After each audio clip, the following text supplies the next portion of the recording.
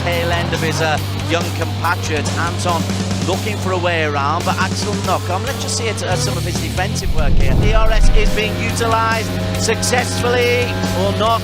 Oh, he dinked one on the inside there, but Banky as well, he actually dinked on the inside very late to actually defend. Now it's going to be game on. Fights on between these two for the first race win of the season. Banky goes outside and Kipley goes on the inside, which in turns to the outside coming out to turn 3. It looks as though he's using DRS again, but Banky, I think, is on the overtake button. He is clear away from the Williams Esports driver. For once, Russell Reyes making the noise out of the Philippines. As he comes down, is he close enough? He can use his DRS, and he will try and use his DRS here. And Russell Reyes tries to go on the inside, successfully does so. Takes a P6, the switchback is on from Mohamed Ibrahim. Look at that, they pulled away from Stefanco. They're gonna dink left and right. This is almost like Nico Hulkenberg and Nicolas Lapierre back in 2005 for the A1 GP race. And he's gone through. Kipley's gone through for the lead. Mohamed Ibrahim has come through from a P4 on the grid, and he's got himself an early start, and there's contact. Neg is out. Ibrahim is taken out. Neg has actually survived. Oh, Kipley spun it. Kipley has half spun it and into the crowd. It's a chaotic start to race 2 there. Inigo Anton in the groove as well, back in P4. Pesley Martono leading the way. And that's a very familiar position for him. Oh, that's a spin. That might be Nakib. It is Nakib. Nakib has dropped it out of the final corner. And look at that. The rest of the field swam by, including his brother Nabil there. What an absolutely shocking start. Look at that. That's brilliant racecraft from Ibrahim to actually hold on from the outside, trying to defend from Stefanco. Now, he's going to be a bit of a sitting duck because Stefanco and his teammate right behind him, Banky, also have DRS. He has to give up this for now. They've come out behind Pesley Martono, but within 2 seconds, and he's on cold tyres, Martono, at the moment, so he could come under immediate pressure if Banky can. Well, it just depends how quickly those tyres can warm up. Oh, Ibrahim spins. He's on double medium, so that actually helps out for his cause towards the end of the race, unless, of course, he does a lot of that. That was a lock-up. Oh, he spins! He's actually spun at turn 9. Now that will put everyone else back into play, including the likes of Nabil Aslan, who takes the lead. He's got the remaining DRS that he can use here to attack. While Nabil then, look, he's actually still ahead. The DRS has not been an advantage to Stefanco because he's using the battery power, any battery power he has left in his bank. Oh, he spins! He's been taken out by Stefanco, and the hit has actually compounded that. So that will be a controversial finish here.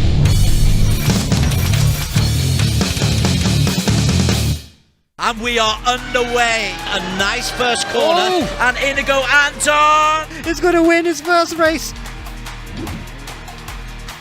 We're running championships all throughout Asia Pacific. We need a premier championship with proper production, proper entry fees and prize money. And that's what E1 Championship is. E1 Championship really levels the playing field. We've made a great start on e-racing. It allows people in the real-life teams and the sim racing teams to compete on an even footing, and they can be competitive against each other. The level of racing was really, really high. It's a terrific sporting competition. We want to make the racing even harder and more realistic. In Race Room, the drivers and teams have learned how to have contact without breaking the car. We had so many incidents on the track that we had a couple of races banned from competing for the last 2 rounds. E1's going to get bigger and better all the time. As we become a global championship, we're going to get more European teams and drivers taking part as well.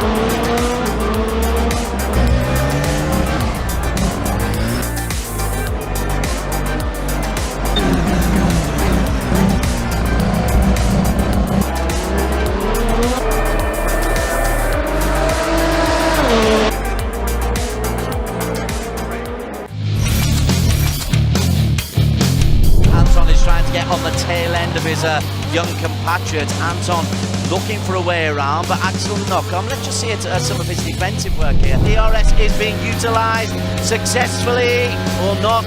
Oh, he dinked one on the inside there, but Banky as well. He actually dinked on the inside very late to actually defend. Now it's going to be game on. Fights on between these two for the first race win of the season. Banky goes outside and Keepley goes on the inside, which in turns to the outside coming out to turn 3. It looks as though he's using DRS again, but Banky, I think, is on the overtake button. He is clear away from the Williams Esports driver. For once, Russell Reyes making the noise out of the Philippines as he comes down. Is he close enough? He can use his DRS, and he will try and use his DRS here. And Russell Reyes tries to go on the inside, successfully does so. Takes a P6. The switchback is on from Mohamed Ibrahim. Look at that, they pulled away from Stefanco. They're going to dink left and right. This is almost like Nico Hulkenberg and Nicolas Lapierre back in 2005 for the A1 GP race. And he's gone through. Keepley's gone through for the lead. Mohamed Ibrahim has come through from a P4 on the grid, and he's got himself an early start, and there's contact. Neg is out. Ibrahim is taken out. Neg has actually survived. Oh, Keepley spun it. Keepley has half spun it and into the crowd. It's a chaotic start to race 2 there. Inigo Anton in the groove as well, back in P4. Wesley Martono leading the way. And that's a very familiar position for him. Oh, that's a spin. That might be Nakib. It is Nakib. Nakib has dropped it out of the final corner. And look at that. The rest of the field swung by, including his brother Nabil there.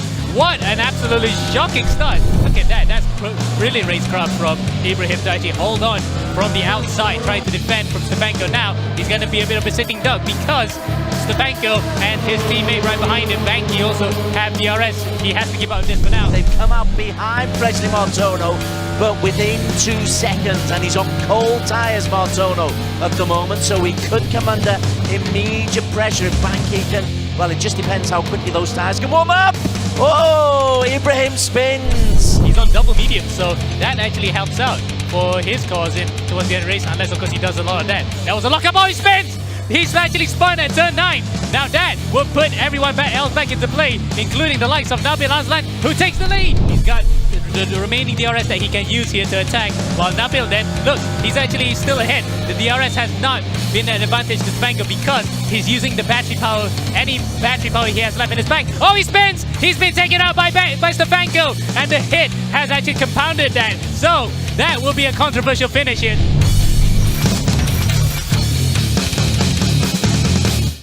And we are underway. A nice first corner. And Inigo Anton He's going to win his first race. We're running championships all throughout Asia Pacific. We need a premier championship with proper production, proper entry fees and prize money. And that's what E1 Championship is. E1 Championship really levels the playing field. We made a great start on e-racing. It allows people in the real life teams and the sim racing teams to compete on even footing, and they can be competitive against each other. The level of racing was really, really high. It's a terrific sporting competition. We want to make the racing even harder and more realistic. In Race Room, the drivers and teams have learned how to have contact without breaking the car. We had so many incidents on the track that we had a couple of races banned from competing for the last 2 rounds. E1's going to get bigger and better all the time. As we become a global championship, we're going to get more European teams and drivers taking part as well.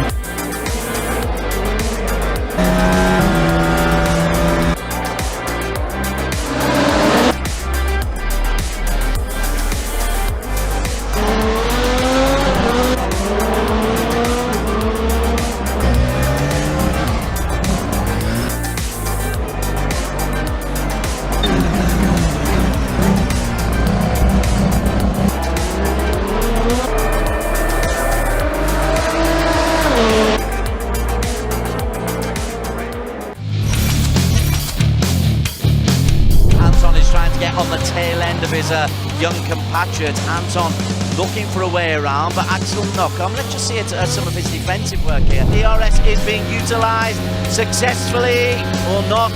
Oh, he dinked one on the inside there, but Banky as well. He actually dinked on the inside very late to actually defend. Now it's going to be game on. Fights on between these two for the first race win of the season. Banky goes outside and Kipley goes on the inside, which in turn turns to the outside coming out to turn 3. It looks as though he's using DRS again, but Banky, I think, is on the overtake button. He is clear away from the Williams Esports driver. For once, Russell Reyes making the noise out of the Philippines as he comes down. Is he close enough? He can use his DRS, and he will try and use his DRS here. And Russell Reyes tries to go on the inside, successfully does so. Takes a P6. The switchback is on from Mohamed Ibrahim. Look at that, they pull away from Stefanco. They're going to dink left and right. This is almost like Nico Hulkenberg and Nicolas Lapierre back in 2005 for the A1 Goes GP through. race. And he's gone through. Kipley's gone through for the lead. Mohamed Ibrahim has come through from a P4 on the grid, and he's got himself an early start, and there's contact. Neg is out. Ibrahim is taken out. Neg has actually survived. Oh, Kipley spun it. Kipley has half spun it and into the crowd. It's a chaotic start to race 2 there. Inigo Anton in the groove as well, back in P4. Wesley Martono leading the way. And that's a very familiar position for him. Oh, that's a spin. That might be Nakib. It is Nakib. Nakib has dropped it out of the final corner. And look at that. The rest of the field swam by, including his brother Nabil there. What an absolutely shocking start. Look at that. That's brilliant racecraft from Ibrahim to actually hold on from the outside, trying to defend from Stefanco. Now, he's going to be a bit of a sitting duck because Stefanco and his teammate right behind him, Banky, also have DRS. He has to give up this for now. They've come out behind Wesley Martono, but within 2 seconds, and he's on cold tyres, Martono, at the moment, so he could come under immediate pressure if Banky can. Well, it just depends how quickly those tyres can warm up. Oh, Ibrahim spins. He's on double medium, so that actually helps out for his cause in towards the end of the race, unless of course he does a lot of that. That was a lockup. Oh, he spins! He's actually spun at turn 9. Now that will put everyone else back into play, including the likes of Nabil Aslan, who takes the lead. He's got the remaining DRS that he can use here to attack, while Nabil then, look, he's actually still ahead. The DRS has not been an advantage to Stefanco because he's using the battery power, any battery power he has left in his bank. Oh, he spins! He's been taken out by Stefanco, and the hit has actually compounded that. So that will be a controversial finish here.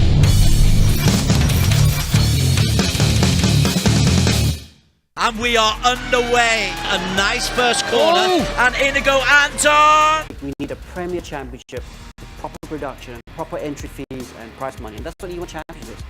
E1 Championship really levels the playing field. We made a great sim. It allows people in the real-life teams and sim racing teams to compete on even footing, and they can be competitive against each other. The level of racing was really, really high. It's a terrific sport competition. We want to make the racing even harder and more realistic. In race room, the drivers and teams have learned how to have contact without breaking the car. We had so many incidents on for the last 2 rounds. E1's going to get bigger and better all the time. As we become a global championship, we're going to get more European teams and drivers taking part as well.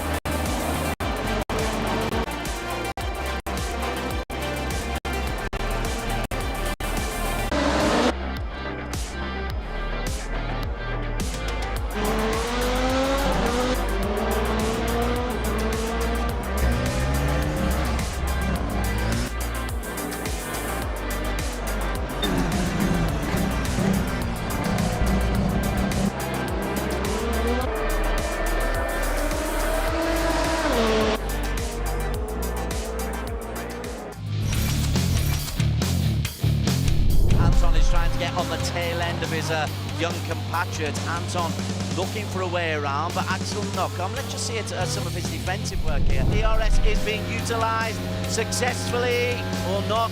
Well, he dinked one on the inside there, but Banky as well. He actually dinked on the inside very late to actually defend. Now it's going to be game on. Fights on between these two for the first race win of the season. Banky goes outside and Kipley goes on the inside, which in turn turns to the outside coming out to turn 3. It looks as though he's using DRS again, but Banky, I think, is on the overtake button. He is clear away from the Williams Esports driver. For once, Russell Reyes making the noise out of the Philippines as he comes down. Is he close enough? He can use his DRS, and he will try and use his DRS here. And Russell Reyes tries to go on the inside, successfully does so. Takes a P6. The switchback is on from Mohamed Ibrahim. Look at that, they pulled away from Stefanco. They're gonna think left and right. This is almost like Nico Hulkenberg and Nicolas Lapierre back in 2005 for the A1 Goes GP through. race. And he's gone through. Keithley's gone through for the lead. Mohamed Ibrahim has come through from a P4 on the grid, and he's got himself an early start, and there's contact. Neg is out. Ibrahim is taken out. Neg has actually survived. Oh, Keithley spun it. Keithley has half spun it and into the crowd. It's a chaotic start to race 2 there. Inigo Anton in the groove as well, back in P4. Pesley Martono leading the way. And that's a very familiar position for him. Oh, that's a spin. That might be Nakib. It is Nakib. Nakib has dropped it out of the final corner. And look at that. The rest of the field swung by, including his brother Nabil there. What an absolutely shocking start. Look at that. That's really racecraft from Ibrahim to actually hold on from the outside, trying to defend from Stefanco. Now, he's going to be a bit of a sitting duck because Stefanco and his teammate right behind him, Banky, also have DRS. He has to give up this for now. They've come out behind Presley Martono, but within 2 seconds, and he's on cold tyres, Martono, at the moment, so he could come under immediate pressure if Banky can. Well, it just depends how quickly those tyres can warm up. Oh, Ibrahim spins. He's on double medium, so that actually helps out for his cause towards the end of the race, unless, of course, he does a lot of that. That was a lockup. Oh, he spins! He's actually spun at turn 9. Now that will put everyone else back into play, including the likes of Nabil Aslan, who takes the lead. He's got the remaining DRS that he can use here to attack, while Nabil then, look, he's actually still ahead. The DRS has not been an advantage to Stefanco because he's using the battery power, any battery power he has left in his bank. Oh, he spins! He's been taken out by Stefanco, and the hit has actually compounded that. So that will be a controversial finish here.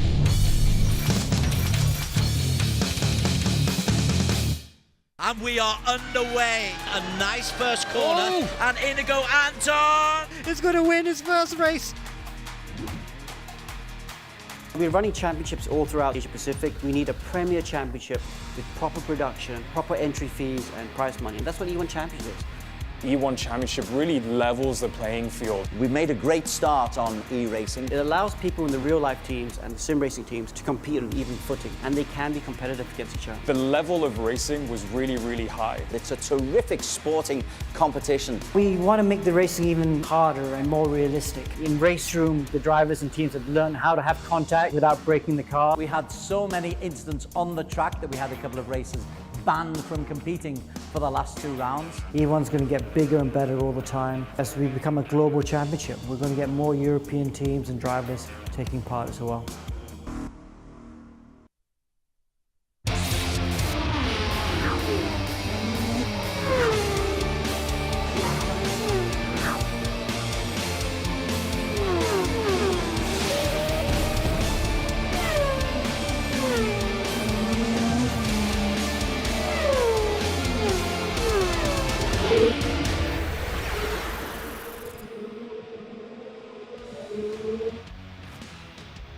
Hello and welcome to the E1 Championship 2022. We are here for round 3. We're going to be racing at Motorland Aragón. My name is Daniel Woodruff. I'm your host for this evening. I'm back.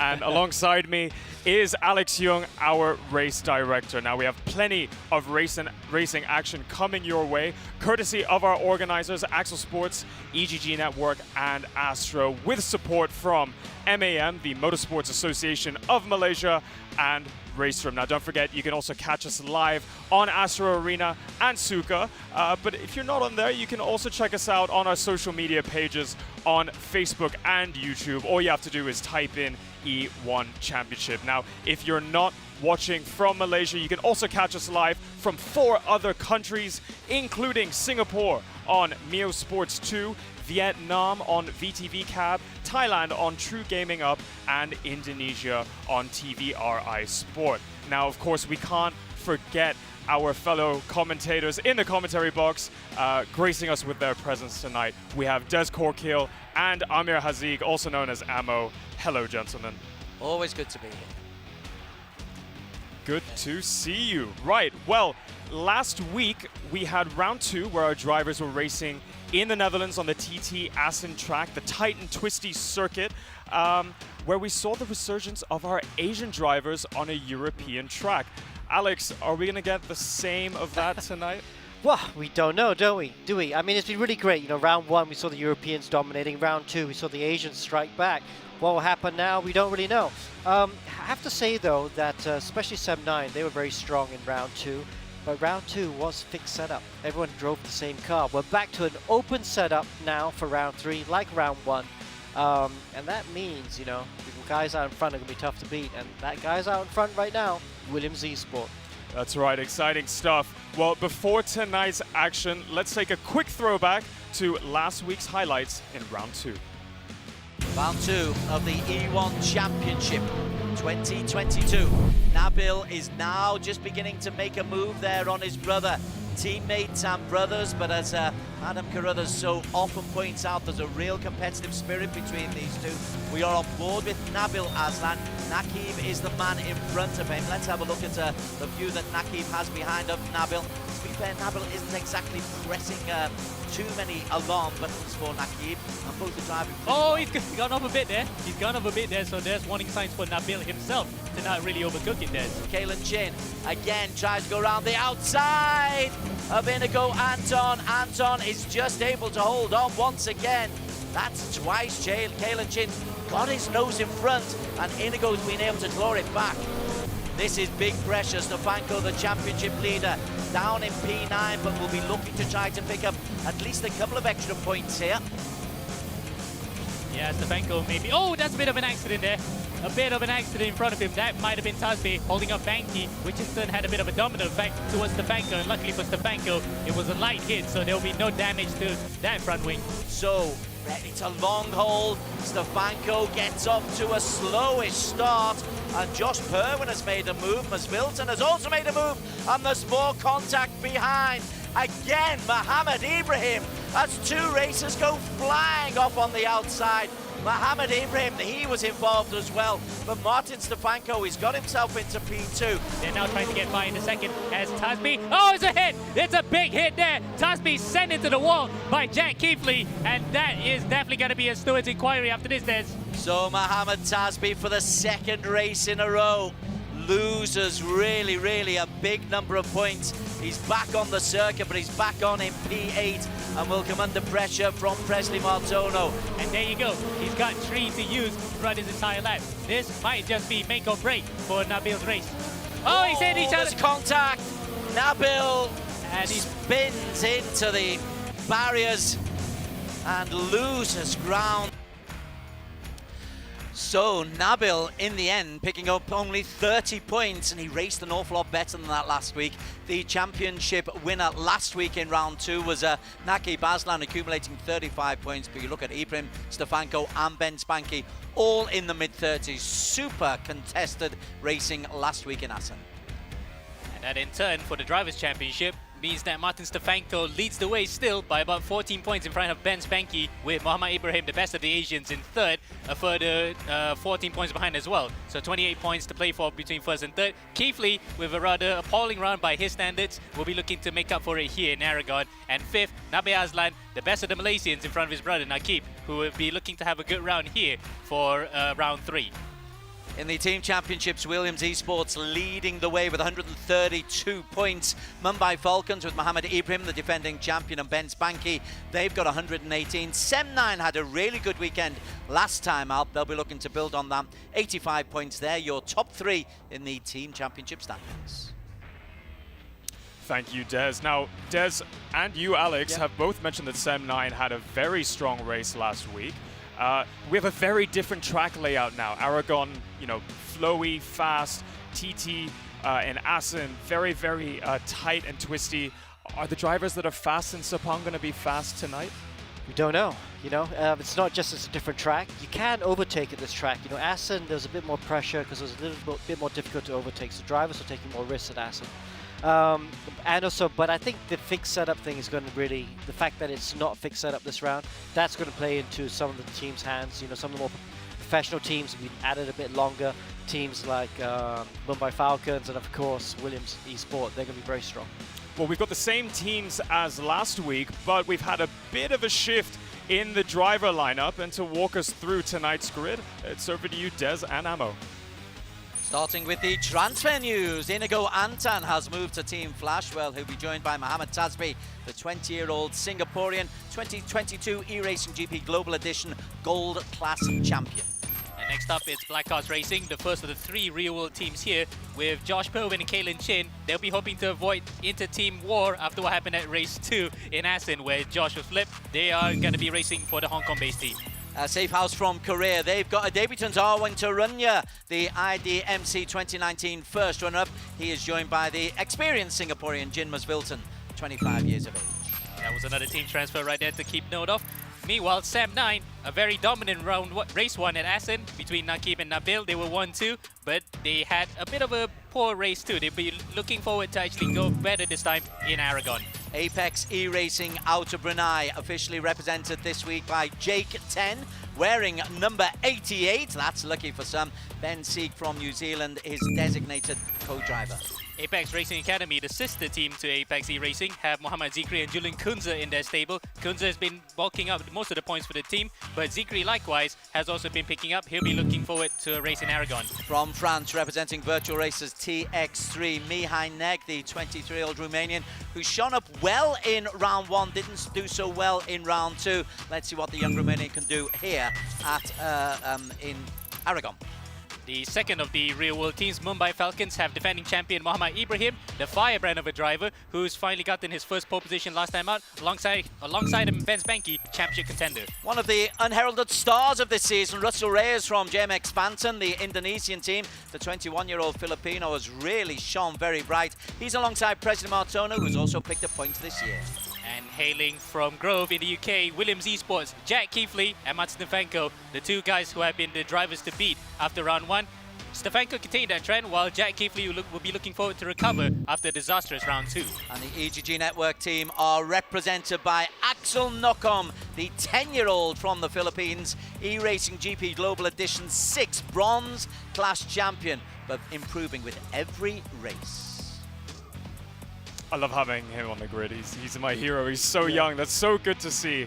Now, one of the questions I do have, Alex, seeing the little mix-up on the grid, same drivers but different teams, is that going to affect their performance? Yeah, well, I think for some better. I hopefully for both drivers who have changed teams, it'll be better. You know, I think a lot of this is trying to find good chemistry with your teammate. With the team manager, because you're coached together, you know how it is. It's just like real life, you know, whether you're karting, doing Formula 1, Formula 4, or sim racing, you need to have that synergy to work together. And especially when it's an open setup round, you've got to try and get the best out of the car, so it needs to be good open communication. So I think some of the teams have moved around, just trying to get that better synergy to try and improve their results. Well, I guess we'll get our answer very soon after race 1 to see if that synergy does exist. We have new teams, new faces, but we have the same race format. Alex, walk us through the race and the point structure, please. Okay, so 10 minutes qualifying as they start from the pit lane. It's a bit longer than last E1 season championship, and you get points for the top 5. 5 points for pole position. Now, race 1 and race 2, you can see they have equal amount of points, even though race 1 is only 15 minutes compared to race 2 being 30 minutes. And that's also because race 2 is a reverse grid race. Top 10 get reversed. And if you look at the bottom right, fastest lap gets you 2 points. So that's on offer for both race 1 and race 2. Now, for the Drivers' Championship, there is a drop point round. So a lot of drivers, well, every driver will have to drop points from one of the rounds between round 1 and round 6. This is just to allow sometimes you get bad luck and disconnect. You can throw away the points from that round and hopefully still be in fight for the championship. Round 3 of the championship, we're going to Spain, the Motorland Aragón circuit. It's a 5.3 kilometer circuit with 18 turns. It is a Herman Tilke designed circuit, so that gives you plenty of flowing opportunities. Do look out for the downhill straight just before the home straight. And the car they'll be racing on is the car that's been introduced for this year, but it's been well received so far. The Formula Race Room X22 1.6 litre V6 turbo hybrid engine with 1050 horsepower and with the design similar to this year's Formula 1 cars with the uniform coded design and Venturi tunnels for underground aerodynamics. And our drivers will, of course, be fighting for the honor of being the E1 Championship 2022 champion. But of course, with that also comes a little bit of cash. First through to 10th place will be eligible for a cash prize, with first place taking 5 grand, second 3 grand, and third with 2 grand. But it's not just the drivers that get compensated, it is the teams as well, with first to fifth being eligible for our cash prize pool. $3,000 going to first, $2,000 for second, and $1,000 for third. Now, Alex, we saw a very strong performance from William Esports in the first round, and I think it's so great to see how far this championship has come to actually have a Formula 1 team backed esports team joining the E1 championship. But in round 2, it was about SEM9, these 2 drivers from Malaysia really showing what Asian drivers can do. It's a pretty good story. Yeah, I mean, you know, yeah, those are the 2 teams, obviously, that have been really very strong so far. Some of the other teams perhaps have been quick on occasion, but haven't been quick enough to, or consistent enough to win the whole race. Mumbai Falcons also, they've got that pole position that last round. Mohammed Ibrahim, he's a driver to watch. You know, he's so determined. I think he'll be strong this weekend. But yeah, no, it's going to be tough to call. But one thing that is showing after only 2 rounds is Martin Stefanco. You know, he's winning that championship at the moment. Not only is he quick, and don't forget he's got success ballast this round, but he's been very careful. You can see in a lot of the first lap incidents, we've had some first lap incidents, but he's been very careful with how he navigates and even coming to a stop if he needs to avoid someone. So it's that sort of long-term thinking that's playing into Martin's hands at the moment. Fair enough. Well, quickly looking back at the performance of SEM9, let's go and hear a little bit more from the 2 Malaysian brothers. Question, how competitive is it between you and your brother? I know there have been issues in the past. Who told you? Teammates and brothers, but as Adam Carruthers so often points out, there's a real competitive spirit between these 2. If it comes to one of us being 1 and 2, that's game on, I guess. The SEM9 brothers, Nabil and Nakib, are out in front there. This is the result, this is the response they wanted after what happened in round 1. Nakib Aslan was there at the start of lap number 1. He is there at the end of lap number 13. It's going to be a brother 1-2. SEM19 are going to take this one, P1 and P2. The victory goes to Nakib Aslan. Ultimately, I'm really happy for the team. 1-2 from the get-go. Great way to bounce up from last week. Yeah, just really delighted. The boy who was champion in Season 0 is well and truly back in the hunt for the championship fight there. Alex, when we watch Formula 1, we always talk about team orders, and it's a very sensitive topic between teammates. But here we have 2 brothers. I mean, talk about the complexities. Well, actually, they have a really good relationship. They work quite well together, but like you heard in the commentary, Des was alluding to some friction between them. And that's because I think it was last year, E-Racing GP Championship, Nabil decided to overtake Nakib, and they had a little coming together on the last lap of the race, of the last round of that championship. And it cost Nakib the championship. I think Nakib crossed the line behind Nabil, and that meant he lost that championship by 1 point. So, you know, they do race hard against each other, which is great to see. But also, I have to say, you know, I've seen a maturity with them. We saw it in race 1 or round 2, where yes, they were at front, and yes, they were fighting each other, but they were also being sensible, because they know that there were a lot of team points up for stake, and that's important to SEM9. Well, tonight we are heading to Motorland Aragón in Spain. It's a track in Europe. It's very, very warm, but I'm curious, are we going to have the European drivers once again being really fast with a bit of an advantage being on home turf? You would think so, but no. I mean, I don't think so. We saw in Assen, that's a European track as well, and the Malaysian brothers did really well there. So we're in the virtual world, of course, as well. So I don't really think that is an issue. It's just all about prep, you know, and who puts in the most preparation, really. And that's very important. But of course, you know, with these sort of rounds, sometimes, you know, they got to also understand what each track needs, you know. And this track is a little bit tricky. You've got these long corners that tighten up on themselves a bit, and quite a few corners like that on this track, which means you often have issues with track limits. You know, they're running wide where the corner tightens up, and also they have issue with traction. 1,050 horsepower with these cars with a turbo, you're going to have a big issue on these long tightening corners, and some of them are quite slow, and you're going to be lighting up the rear wheels. It's going to be rear dependent, you know. Going to have to look after those rear tires. So it's, even though there's space to go off if you need to use it, it is a bit of a tricky track. Well, we have a couple more minutes before qualifying, and one of the questions that I think all teams will have as they go into a race weekend is what kind of setup do they go for, Alex, on a track like this? Okay, well, there's that long straight, right, down the back straight. That'll be used for overtaking. Don't forget they got the different engine modes to play with, the battery deployment. But they've got DRS, which they can use 3 times a lap, and they'll definitely use it down that back straight if they're within a second of someone else. So that is going to be a case where they can't whack on a lot of downforce. You know, they're going to need some straight line speed for that straight. All right, well, practice is well underway. The drivers are warming up before qualifying. And we have our commentators Des Corkill and Amir Hazik in the studio. Amo, we're with a different car this season. It's a lot more powerful, as Alex was saying earlier. It's over 1,000 horsepower. I mean, what changes in driving styles do drivers have to have now to keep this car on track? We saw drivers spinning last week. Yeah, indeed, Daniel, it is a completely different driving style compared to, say, the FRX 17 that we had in the first 2 seasons, and then jumping to iRacing with the IR01. This one has a V6 turbo hybrid engine where the moment that you put the foot onto the loud pedal, onto the road, the amount of torque that it generates just spins a lot. So they have to be a bit more delicate. As we can see, this is the most evident of the corners here. The final corner, that hairpin. Any driver who will press the throttle a bit too early, they're going to loop it around. So that will separate who is the best and who's going to be at the back, whether it's in qualifying or the race, Daniel.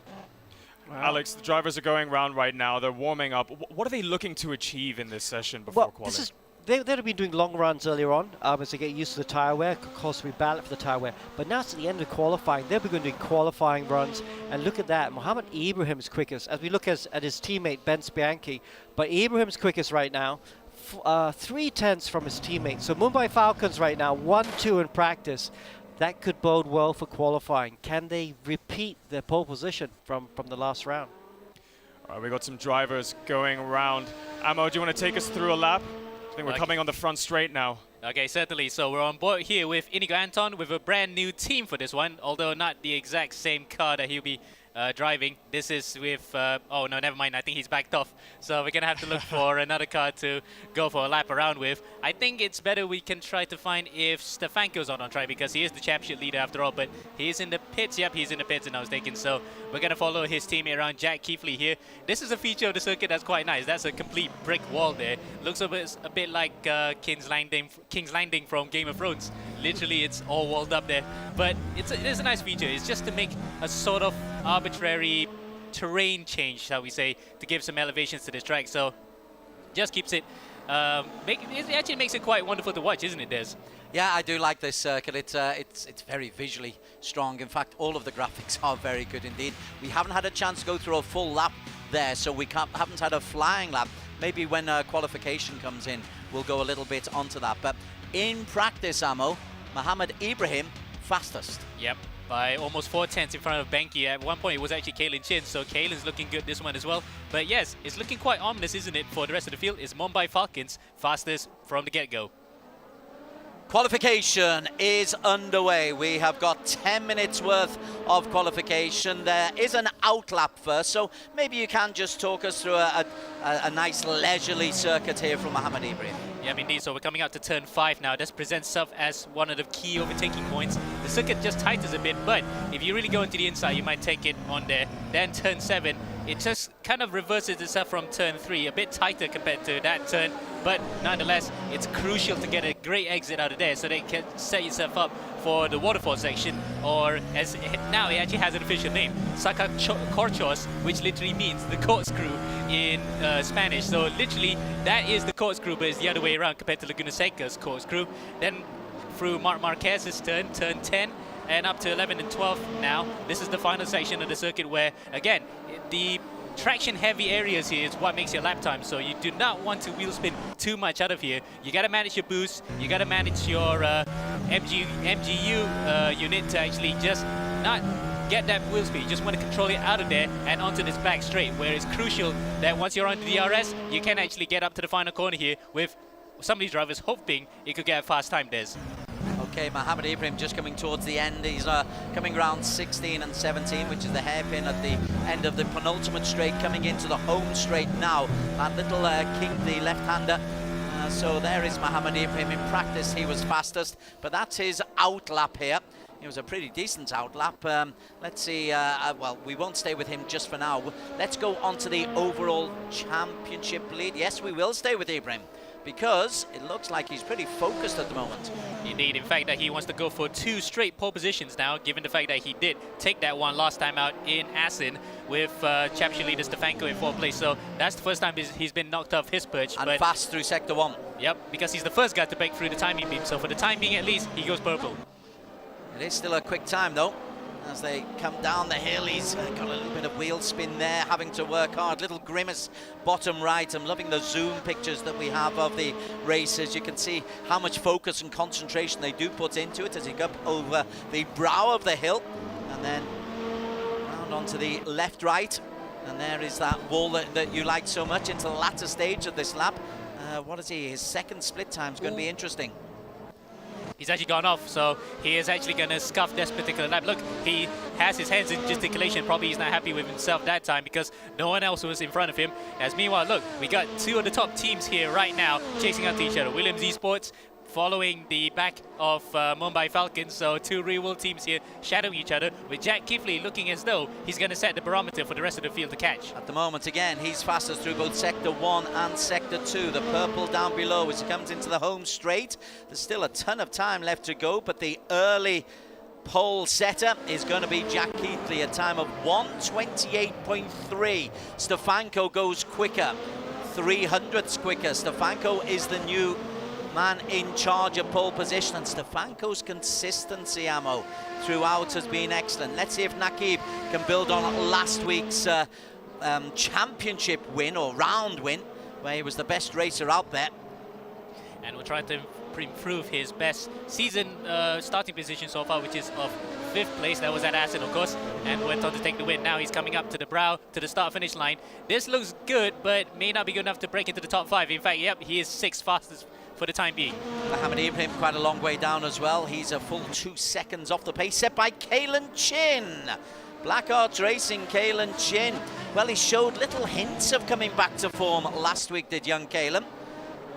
Yeah, in fact, that he did come onto the podium with that brilliant overtaking move around the outside of Inigo through the final second to last corner, where he caught Inigo napping around the outside and got onto the podium for himself. But second race didn't turn out as well for him because he got involved in that big melee at the start, including the fact that he flipped off Josh Perwin. But having said that, he did finish in the points in the top 10 for both races, so it looks as though he can get over that early season slow start to really put himself into contention with the title. I think you mentioned last week that he does start season slowly. In season 1 of the E1 Championship, or season 0, was it season 1? He came actually 3rd in the overall championship standing, so this kid knows what he's doing on a circuit. Yep. It was season 1, yep. So he's still fastest here as well, a 1:27.9. Only he and Mohammed Tasbi, is from Team Flash, have gone inside 1:28. Right then, let's see what Stefanco can do. So then he's on the flyer now as well. He's gotten all his battery charged up, as well as having enough regen to actually use it up for this particular flying lap. And if he doesn't, if he scuffs this one, he can still cruise around, regain that lost battery power, and try again for the next lap. So he's got all to do here for this lap, and he goes fastest, Des. Yeah, Stefanco was fastest in qualification in round 1. He only picked up 4th fastest in round 2. He's using the full width coming down that hill. You've really got to have control, make sure you're on rails almost. It looked pretty tight, but there was a little bit loose earlier on that might have cost him a bit of time. Yeah, I think he might have actually gotten his lap time validated at one point, because turn 7 he went completely wide there. So I'm impressed that he actually still managed to keep it in between the lines and still go on his lap.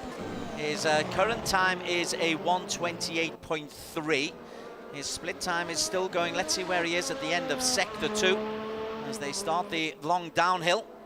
And he's gone slower that time, but up on his previous best. So it's a personal best. Purple in the first sector, green in the second. So if he keeps this up, he could improve his time, but not enough to actually get up close to Tusby and Kalen. Still Kalen Chin in the lead. We are inside 4 minutes, 3.5 to go. So Stefanco will want to stick one in here and maybe have one other go to try and improve on this lap time. Stefanco at the moment is only 5th fastest. Ibrahim is the new man on pole position. Mohammed Ibrahim from the Mumbai Falcons team. And tell you what, this fella, he is controversial. He flies though, ever so quick. Yeah, fly by night, as the Rush song would say. But indeed, he is actually fast right now, and he's going for 2 and 2, but he still has someone else to contend with, and that's Kalen Chin, only 100th behind that time round. Yeah, Mohammed Ibrahim still leading the way. Comes down that tricky little downhill section. I do feel you've got to control it coming down that section, as well as having the pace. Then you go up over the brow of the hill. And I think this is not a flyer, this is just actually an outlap, so he's revving himself up for another run. We need to find out if anybody else is going for another flyer and trying to improve. Maybe the likes of Caleb, because I think he's still on track. Yes, he is. And I'm not sure what kind of sector times he's setting at the moment. At the moment, though, it's Ibrahim who's fastest. Kalen Chin on the front row of the grid with him. Second row, Mohammed Tasby from Team Flash. Jack Keithley from Ipswich representing Williams Esports, and Martin Stefanco, his teammate in P5. Inigo Anton making his debut for Team Flash. He's in P6 at the moment on the 3rd row. Nakib only 8th fastest. Yeah, that will be a bit of a shocker considering the fact that he was quite good in Assen. Well, maybe qualifying is not his strong point at the moment. He's just focusing on the race. But either way, we're going to have to really focus on a certain driver at a time. And in this case, Ibrahim is one we have to watch out for alongside Kalen Chin. The two, only 100 between each other, fighting for pole. Yeah, that front 5 haven't really changed. And the Aslan boys, both Nabil and Nakib at the moment, are outside of the point. The drivers have got the ability to make their own individual setup today, and it could well make a big difference. Indeed. In fact, we remember last season we had that kind of issue between Ibrahim and Alif, who, in terms of setup, because some of the driving styles in this field is different. So it's safe to say that both Ibrahim and Alif had different driving styles when driving on iRacing, and it's also evident here as well. If you got the setup nailed in right, then you're gonna be in the driving seat to actually get up to the front of the race. Final minute of qualification coming up, and he's on a fast lap, is Kalen Chin. So currently he's in P2. His lap time 1:27.768. It's only 100 down on Mohammed Ibrahim, so he has got an opportunity, and he's looking pretty focused bottom right of your screen. And yep, I'm keeping an eye out on Ibrahim as well, so we'll focus on Kalen right now because he is on a flyer. What's his lap time in the second sector? We're waiting to see after he comes through this tricky left, right, left chicane area. This is where the traction zones become crucial, and the exit of it, if he actually keeps it just under control, it'll be a good lap here, Des. So we are on board with Jack Keithley now. He's also gone pretty quickly. We are towards the end. Ibrahim at the moment has pole. Kalen Chin second, Tasby third. Keithley is still out though on the circuit, might change that. Stefanco in P5, but no points for Bianchi, for Anton, Neg, Nakib or Nabil or Presley Martono or even Josh Perwin or Axel Knockom. So Ibrahim and Kalen Chin front row of the grid, and they, I believe, are the confirmed positions. So actually there's a change. Kalen, out of our sights, has actually gotten pole position by almost 200ths of a second. So that was actually a stunning final sector from Kalen to steal it right at the death. We do need final confirmation of that. They Ibrahim is the man at the top of that one, but you're quite right. On the scoring chart that we've got in front of us, Kalen Chin was able to pick up P1. We'll sort that one out in just a moment, but whatever it is, Ibrahim and Chin on the front row. Tasby, really good performance from him from Flash, alongside Jack Keatley on the second row. Then Banky and Martin Stefanco, 1 and 2 in the championship on row 3. Well, we need to get final confirmation about that. If Kalen Chin has been able to nip it, this is a real return to form for the Singapore-based Australian. Indeed. In fact, I think that will be his second ever pole position, and that the last time he had it was only back in season 1, the second season of the championship we ever had. So it's been a long time coming for him, but he pulled the rabbit out of the hat where he counted the most, and now he wants to actually build on those 5 points here to get the 25 for the race, Des. Good work, Stato. Well done indeed. Out of the points though, Ben Spanky. But I tell you what, this fella, this Slovakian, he's had a really good season so far, Ben Spanky. Although he may be out of the points in qualification, he'll certainly be in contention come the race itself. This is what I love about motorsports, but it's also what I love about this championship. It was so close up front, and not just at the end. I mean, the last few laps, it was Kalen Chin and Mohamed Ibrahim, hundredths of a second consistently, and with an open setup, it's not fixed. No.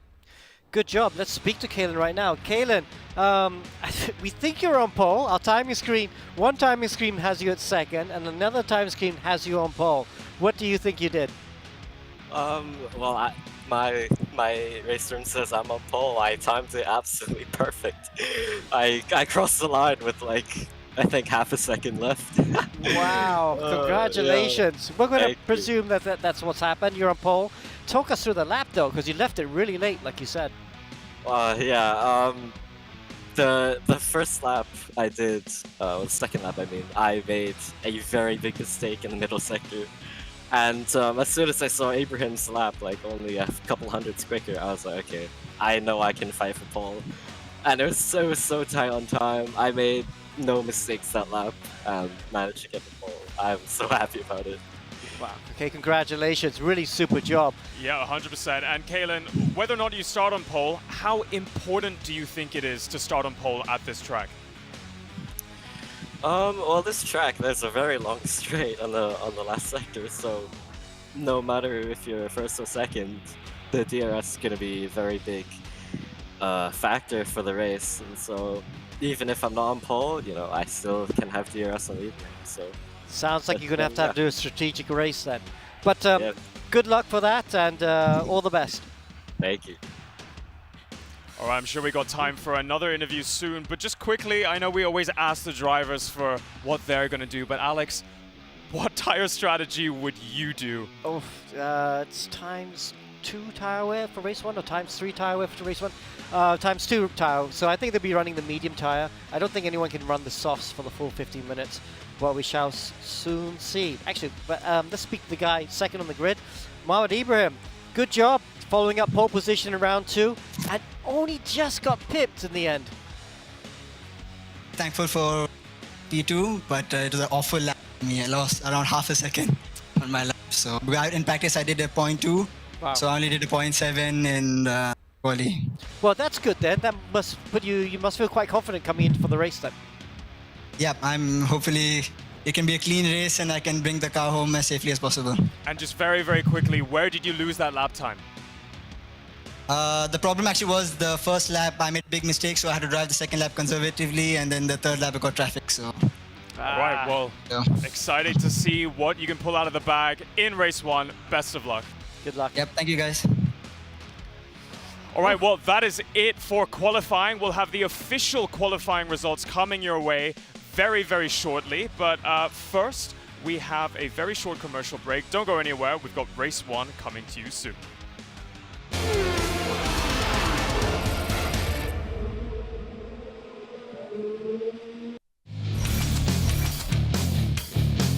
Anton is trying to get on the tail end of his young compatriot. Anton looking for a way around, but Axel Knockom. Let's just see some of his defensive work here. DRS is being utilized successfully or not. Well, he think one on the inside there, but Banky as well. He actually dinked on the inside very late to actually defend. Now it's going to be game on. Fights on between these two for the first race win of the season. Banky goes outside and Keithley goes on the inside, which in turns to the outside coming out to turn 3. It looks as though he's using DRS again, but Banky, I think, is on the overtake button. He is clear away from the Williams Esports driveway. For once, Russell Reyes making the noise out of the Philippines as he comes down. Is he close enough? He can use his DRS, and he will try and use his DRS here. And Russell Reyes tries to go on the inside, successfully does so. Takes a P6. The switchback is on from Mohamed Ibrahim. Look at that, they pull away from Stefanco. They're gonna dink left and right. This is almost like Nico Hulkenberg and Nicolas Lapierre back in 2005 for the A1 GP race. And he's gone through. Keithley's gone through for the lead. Mohamed Ibrahim has come through from a P4 on the grid, and he's got himself an early start, and there's contact. Neg is out. Ibrahim is taken out. Neg has actually survived. Oh, Keithley spun it. Keithley has half spun it and into the crowd. It's a chaotic start to race 2 there. Inigo Anton in the groove as well, back in P4. Wesley Martono leading the way. And that's a very familiar position for him. Oh, that's a spin. That might be Nakib. It is Nakib. Nakib has dropped it out of the final corner. And look at that. The rest of the field swam by, including his brother Nabil there. What an absolutely shocking start. Look at that. That's brilliant racecraft from Ibrahim to actually hold on from the outside, trying to defend from Stefanco. Now, he's going to be a bit of a sitting duck because Stefanco and his teammate right behind him, Banky, also have DRS. He has to give up this for now. They've come out behind Wesley Martono, but within 2 seconds, and he's on cold tyres, Martono, at the moment, so he could come under immediate pressure if Banky can. Well, it just depends how quickly those tyres can warm up. Oh, Ibrahim spins. He's on double medium, so that actually helps out for his cause towards the end of the race, unless, of course, he does a lot of that. That was a lockup. Oh, he spins! He's actually spun at turn 9. Now that will put everyone else back into play, including the likes of Nabil Aslan, who takes the lead. He's got the remaining DRS that he can use here to attack, while Nabil then, look, he's actually still ahead. The DRS has not been an advantage to Stefanco because he's using the battery power, any battery power he has left in his bank. Oh, he spins! He's been taken out by Stefanco, and the hit has actually compounded that. So that will be a controversial finish here.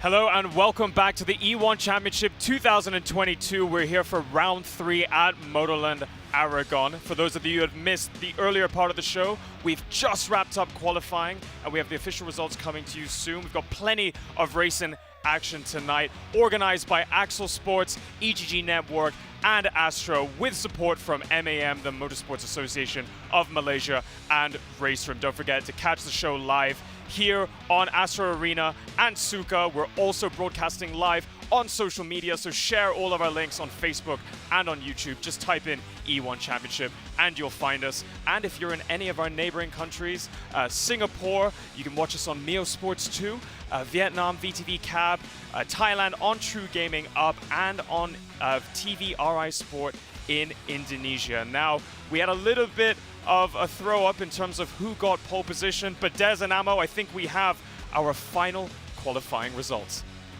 Big drum roll. The answer was Kalen Chin took it right to the very end from Mohamed Ibrahim. So Black Arts Racing, Kalen, he's really back in the groove. Great result for Mohamed Tasby Ammo for Team Flash. Williams Esports be happy with 4 and 5, but they'd much prefer to be 1 and 2. Indeed, and in fact that at least for in this current juncture, the championship points are all they want to get. So even in qualifying, despite being 4th and 5th, that is still good points for them to get, Des. Well, Kalen Chin just pipped it out at the end, but Alex, I was surprised. Mohamed Ibrahim said he had half a second in the bag. Well, yeah, I mean, we didn't see his third run, but the first run, that was a big mistake on the tight left-hander before the back straight, so you saw he lost a lot of time, and I understand why his second run he would have been conservative, because he did need to get a time on the board. We didn't see the traffic, but I do believe him because, you know, he looks so quick in practice. I thought, wow, I think Ibrahim's going to be tough to beat today. But still, you've got to do it. You've got to do the lap to be on pole, and Kalen Chin did it. And it's a great return of form for Black Arts Racing, and of course Kalen Chin. And you know, he's so good in single-seaters, Kalen is. I've seen him in many sim racing championships around the world, especially iRacing. He's really, really very good in single-seaters. So he was saying he didn't mind being on first or second because he's got that long back straight to either defend or overtake. In your opinion, as a racing driver, how important is pole? It's everything. I mean, it's pride, it's pole. It's points. It's points. For the result, maybe not. You know, the long straight means DRS is going to be very strong. It means that you might have to have a strategic race. Not necessarily that you don't want to not lead into the last lap, because I got a feeling that everyone's going to be quite close, and if you try to be too strategic, you could end up going from second or first all the way down to 5th or 6th. You could get shuffled down very quickly. The main thing is to stay out of trouble for the first lap and make sure you're there, and then see how the race plays out after that. Well, staying out of trouble is everything, particularly for our man in second place, Mohamed Ibrahim, because he's collected about 5 penalty points to date. So he needs to stay out of trouble, otherwise he might risk losing out on a qualifying session. Yeah, but he can't. He's between a rock and a hard place, because he needs to get that win. He's third in the championship. He needs to make inroads into Stefanco, who's leading that championship right now. So he's desperate to win his first race for the E1 season here in 2022. So I think he's still going to be as aggressive as he usually is. All right, well, our drivers are warming up ahead of race 1. It's a 15-minute sprint. I'm going to hand it over to Amo and Dez to walk us through the drivers in their warm-up session. Yeah, 50-minute sprint followed by a 30-minute reverse grid race. We've got about 45 seconds as the drivers get themselves ready in the garage. Ibrahim, that Alex Young, he always wants him to take things easy, stay out of risk. We want him to go hell for leather, or I do. Yeah, indeed. And even in qualifying, we can saw him throw gesticulations, so that's how on it he was actually from the get-go, Des. Amo Hazik alongside Des Corkill. We are at Aragon. It's a beautiful circuit. I love the undulations in it. I love the steepness of that little left, right, left coming down the hill, and then you go up the hill once again. We are now just about ready. We're on board with the championship leader, Martin Stefanco. Top of your screen, the red lights go eventually off, and we are underway. Kalen Chin on pole position, but he's beaten to the punch. Mohamed Ibrahim has got off to an absolute flyer. He says he's got half a second in, and he's taken Mohamed Tasby with him. And we didn't really talk about Tasby, Amo, but Tasby got P3, and here he's trying to go around the outside of Mohamed Ibrahim as Kalen Chin comes on the inside. What a terrific aggressive start by the Singaporean. Oh, that's a brilliant start from Tasby. In fact, he has taken the lead away from Ibrahim, so Ibrahim got caught out napping there. He might have been on the throttle, the torque might have been still planted to the road, and he couldn't get enough traction, and Tasby went through, Kalen as well. So Kalen, by net, only lost one position to Tasby, then he gained one again, so he didn't lose anything. He's right behind him right now, but Tasby then, with a man on a mission, after what happened in Assen, where he had only 1 point taken for the entire round, he is on it here today, Des. I think you're quite right. He actually drove pretty well at Assen, if I recall, and was very unfortunate not to pick up a lot more points than just the one he got. But this is a terrific start as Kalen Chin has a big problem. Oh, he just went onto the curb there, got launched into the air. That was almost like IndyCar style when they had underbody aerodynamics as well. That was a real wake-up call, and unfortunately for Kalen, he's lost a huge amount of positions. 6 positions indeed it was, and contact there as well on the back there of Martin Stefanco. So Chin, who was fastest in pole, stay out of trouble, says Alex Young. Should have listened to him. Yeah, so the wise old hand then can actually tell him that you need to be careful in that first lap. But I think he threw caution to the wind there because he had the wind in his sights. He was just up the road, he was just behind, up to the back of Tasby. Now he's going to have it all to do here for race number 2. Naqib Aslan, now he's come up through the ranks. P4 for him just at the moment. Quite a way down, more than a second down on Jack Keithley and Mohamed Ibrahim, who's got himself into P2. But Naqib didn't perform so well in qualification. He's put in a decent opening couple of laps here and is putting pressure on Keithley, who's under pressure indeed from Inigo Anton for P4. that might be a bit of a weird sight because he might be expecting Inigo to be in a different car, which in turn would be the safe house car, but instead it is actually the Team Flash car, as we're on board now with Nabil Aslan, watching brief here, looking at the guys in front, trying to stumble over each other to actually get easy positions. Yeah, it's a bit of a train there. We're looking at 4, 5, 6 and 7 for Nabil. Nakib is leading that little train. Anton Bensbanki, who he quietly goes under the radar, Bensbanki, but he's been really, really consistent in what he's done. Out of the front, as we stay on board with Nakib, the front three are getting there as Keithley goes on the inside of Ibrahim. Keithley's up to P2, Nakib Aslan is P3, but let's very, very briefly go on to Mohamed Tasbi. And let's give him some kudos because he's got himself a 2.4 second lead.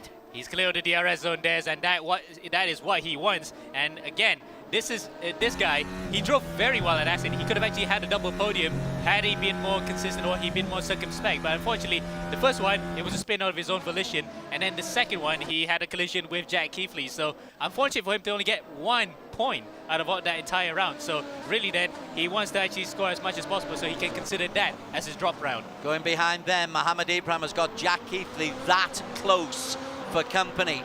2.2 seconds down on the race leader, Mohamed Ibrahim, who was pipped at the post in qualification. Now he's under real pressure from Jack Keithley, Nakib in 4th, Anton in 5. Just briefly mention Kalen Chin, who was on pole. He's down in P10 at the moment.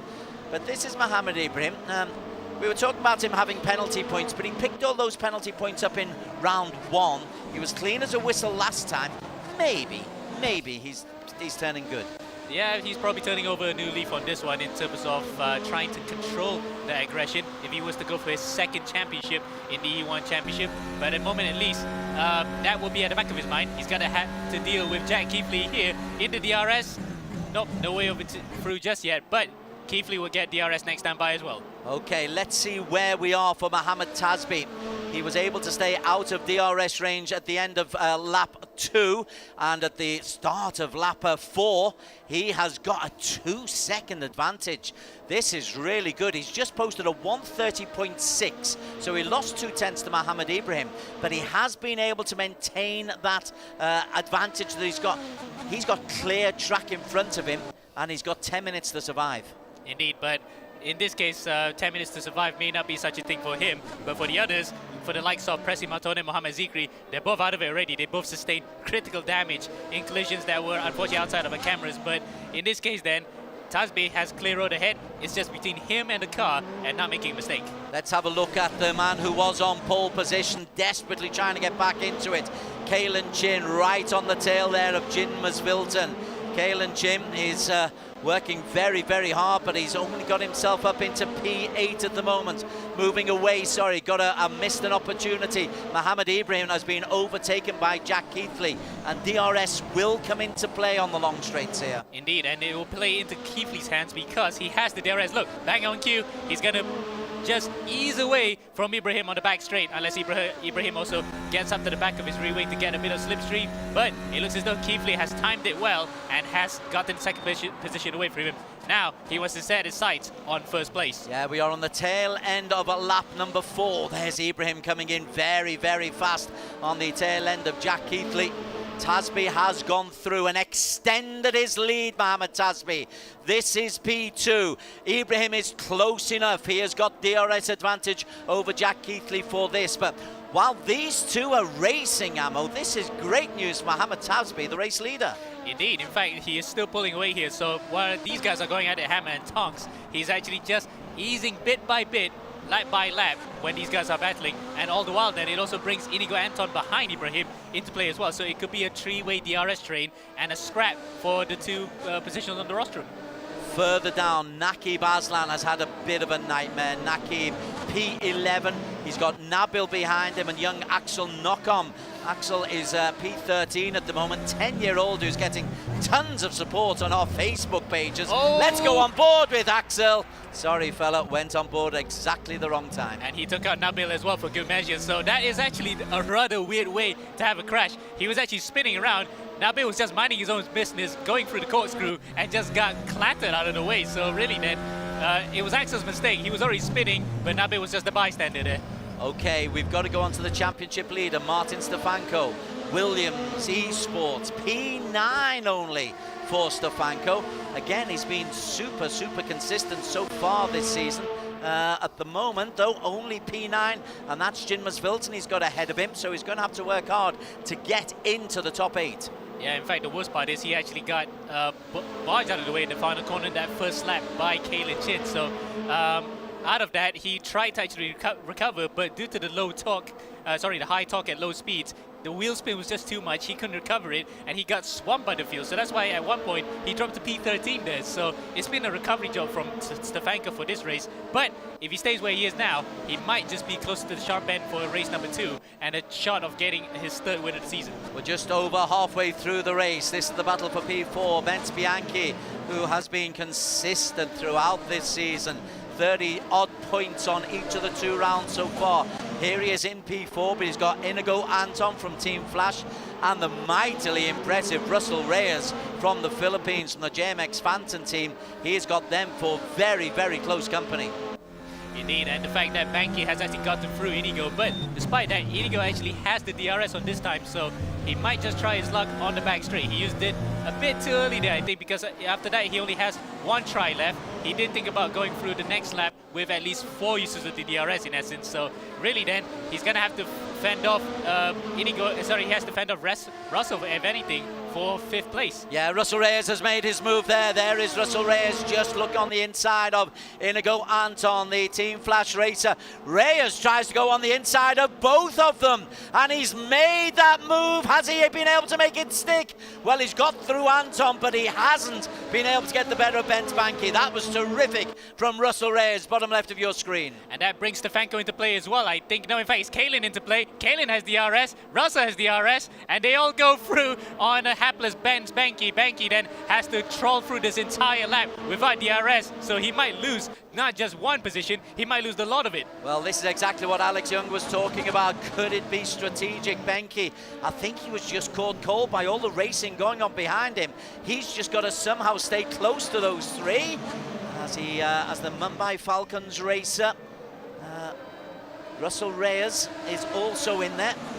Oh, look at that. Going to the inside goes Reyes. Reyes shoves off White. Anton is also going through. I think, in fact, it's Anton who has actually gotten through there into the gravel trap, and Reyes and Chin go through as well. So Reyes then really hard on the inside, but he manages to get through. Kalen, on the other hand, on a good recovery drive up to 4th place. Kalen Chin has got himself up into P4. He dropped down as low as P11 at one stage. He bounced out. He made a mistake, bounced out, but that's shown real aggression there from the Blackguards racing Kalen Chin. And he's got DRS coming down the long downhill straight, coming into the hairpin at the end.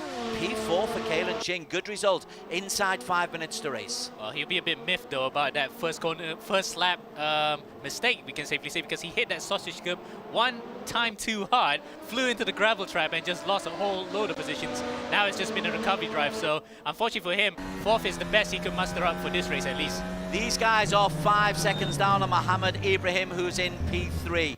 Our leader still, ever since the first lap, has been Mohammed Tasbi from Team Flash.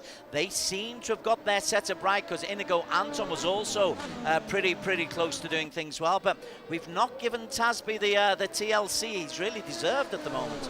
Yeah, indeed. In fact, that after what happened at Assen, we really think that Tasbi might have to reset his mindset on where to go from here on out.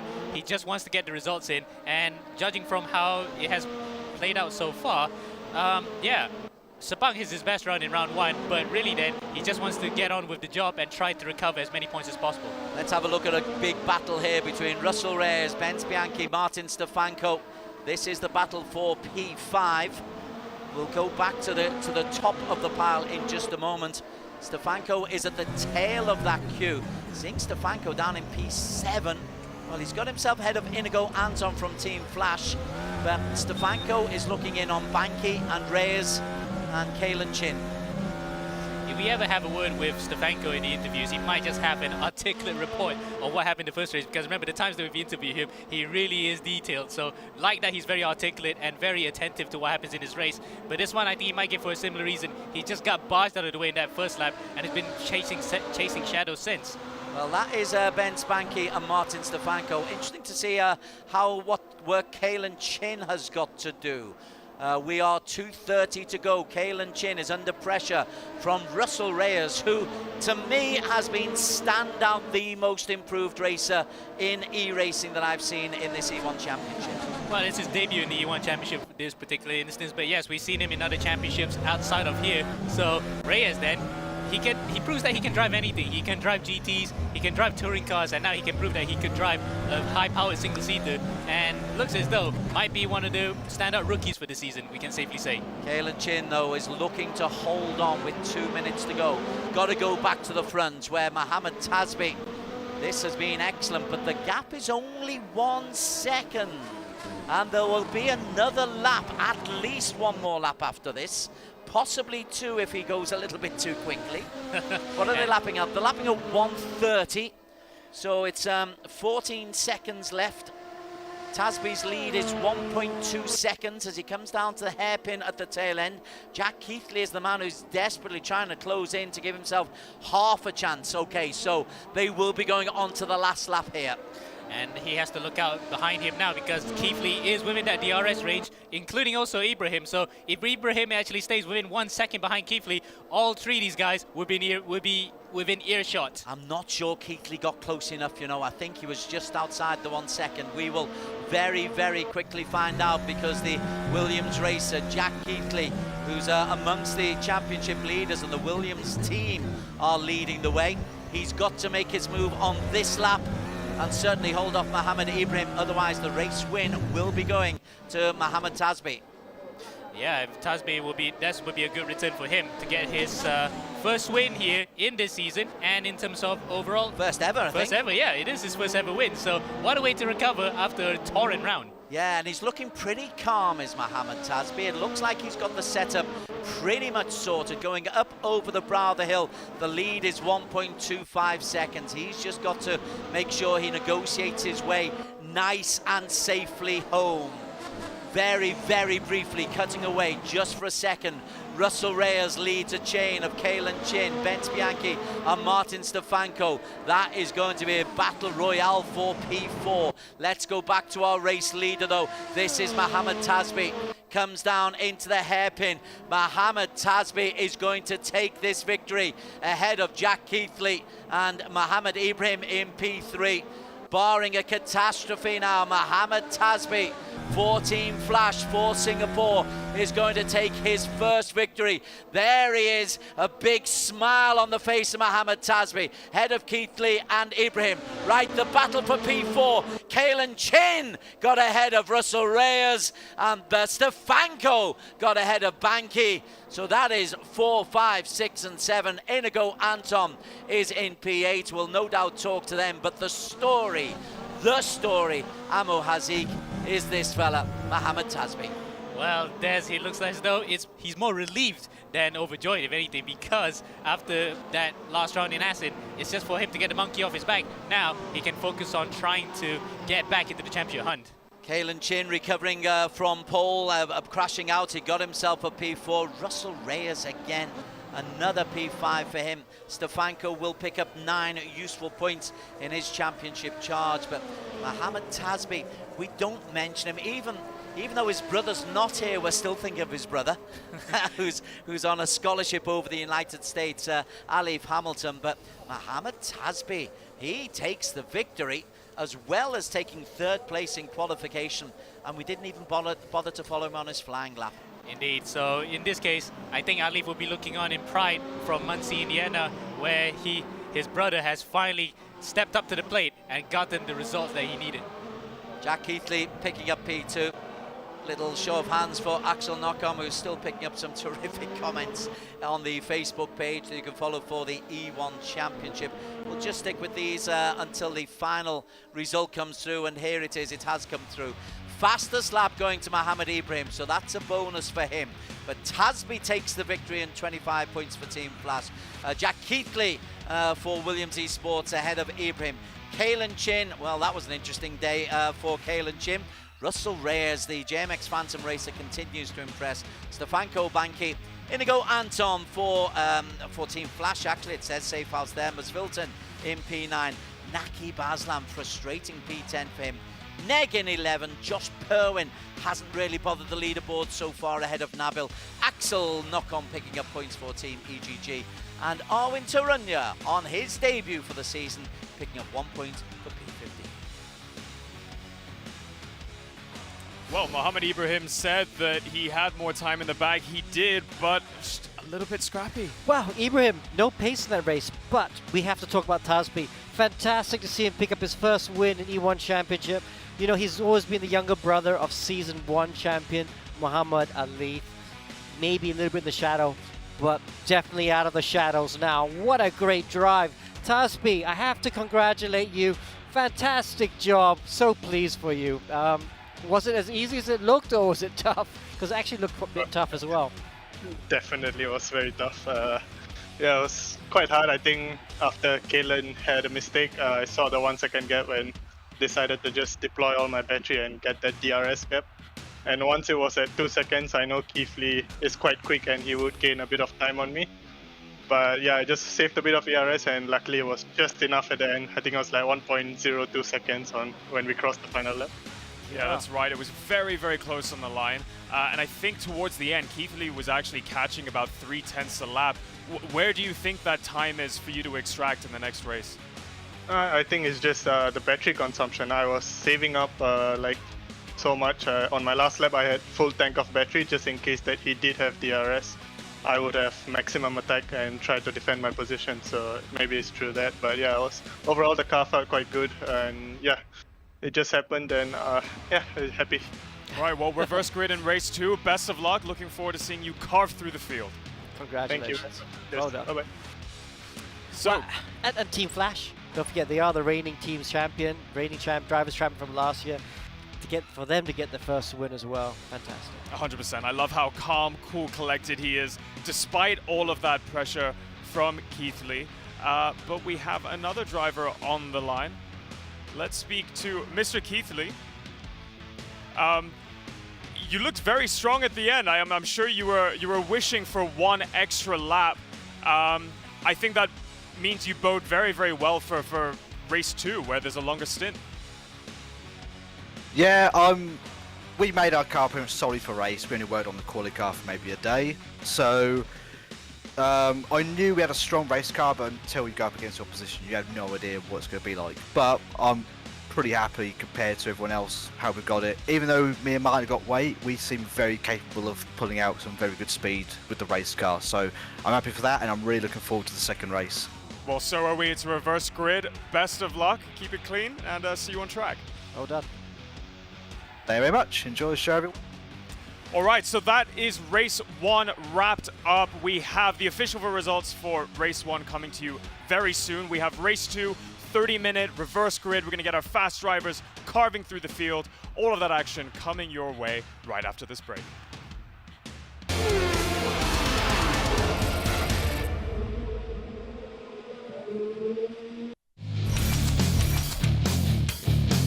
Anton is trying to get on the tail end of his young compatriot. Anton looking for a way around, but Axel Knock-on. Let's just see some of his defensive work here. DRS is being utilised successfully or not. Well, he dinked one on the inside there, but Banky as well. He actually dinked on the inside very late to actually defend. Now it's going to be game on. Fights on between these two for the first race win of the season. Banky goes outside, and Kipley goes on the inside, which in turns to the outside coming out to turn 3. It looks as though he's using DRS again, but Banky, I think, is on the overtake button. He is clear away from the Williams Esports driver. For once, Russell Reyes making the noise out of the Philippines as he comes down. Is he close enough? He can use his DRS, and he will try and use his DRS here. And Russell Reyes tries to go on the inside, successfully does so. Takes a P6. The switchback is on from Mohamed Ibrahim. Look at that, they pulled away from Stefanco. They're gonna dink left and right. This is almost like Nico Hulkenberg and Nicolas Lapierre back in 2005 for the A1 Goes GP through. race. And he's gone through. Keithley's gone through for the lead. Mohamed Ibrahim has come through from a P4 on the grid, and he's got himself an early start, and there's contact Neg is out. Ibrahim is taken out. Neg has actually survived. Oh, Keeply spun it. Keeply has half spun it, and into the crowd is a chaotic start to race 2 there. Inigo Anton in the groove as well, back in P4. Presley Martono leading the way. And that's a very familiar position for him. Oh, that's a spin. That might be Nakib. It is Nakib. Nakib has dropped it out of the final corner. And look at that. The rest of the field swung by, including his brother Nabil there. What an absolutely shocking start. Look at that. That's brilliant racecraft from Ibrahim to actually hold on from the outside, trying to defend from Stefanco. Now, he's going to be a bit of a sitting duck because Stefanco and his teammate right behind him, Banky, also have DRS. He has to give up this for now. They've come out behind Presley Martono, but within 2 seconds, and he's on cold tyres, Martono, at the moment, so he could come under immediate pressure if Banky can. Well, it just depends how quickly those tyres can warm up. Oh, Ibrahim spins. He's on double medium, so that actually helps out for his cause in towards the end of the race, unless of course he does a lot of that. That was a lockup. Oh, he spins! He's actually spun at turn 9. Now that will put everyone else back into play, including the likes of Nabil Aslan, who takes the lead. He's got the remaining DRS that he can use here to attack, while Nabil then, look, he's actually still ahead. The DRS has not been an advantage to Stefanco because he's using the battery power, any battery power he has left in his bank. Oh, he spins! He's been taken out by Stefanco, and the hit has actually compounded that. So that will be a controversial finish here.